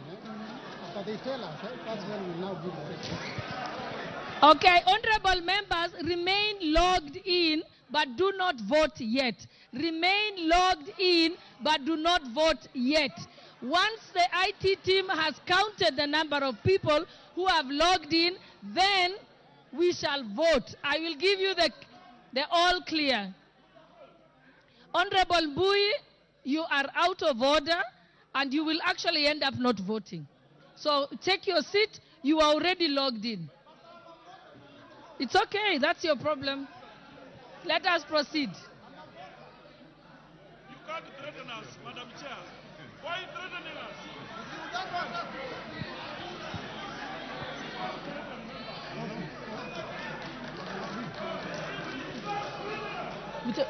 We'll vote. We are going to proceed to vote, but wait. We are just waiting for the go-ahead from IT, and then we'll tell you to vote. We shall proceed.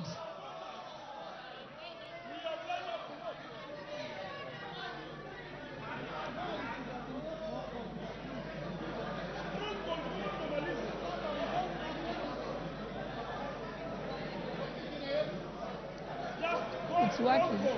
Nothing would have finished by now. And you even know our vote. It's not working.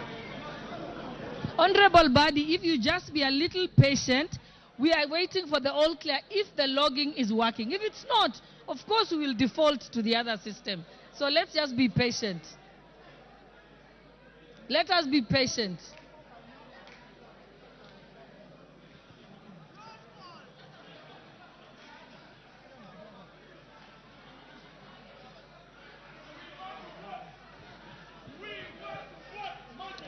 Honorable Wanami, you're out of order. Just be patient. We are trying to check the system. I said in case the system does not work. You can get one from Sergeant at Arms. They can bring you one.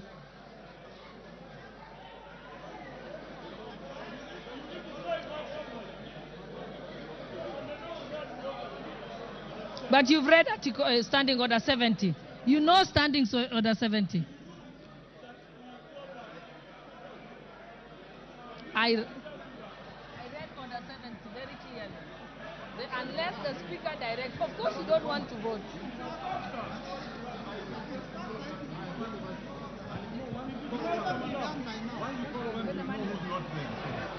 Just be patient for 2 more minutes.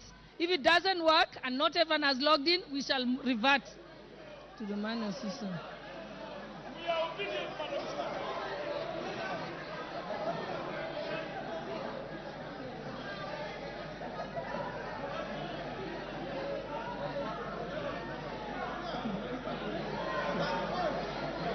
wait.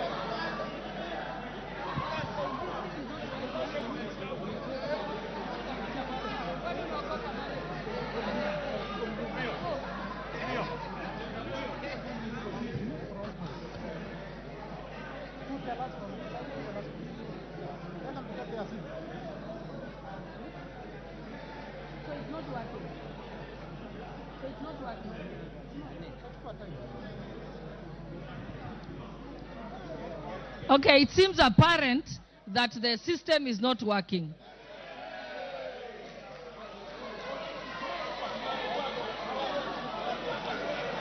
Then take your seats that we can begin. Take your seats and we can begin.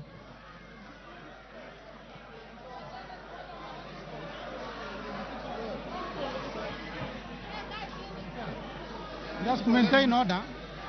Direct that you read this, that everybody should be maintain order. Order, honorable members. Order. Honorable Mbui.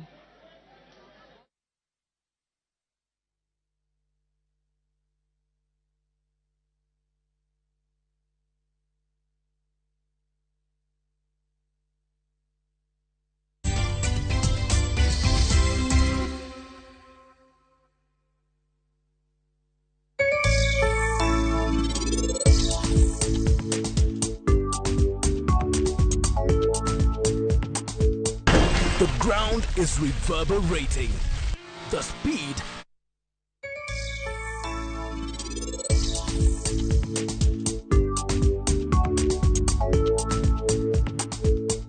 The ground is reverberating.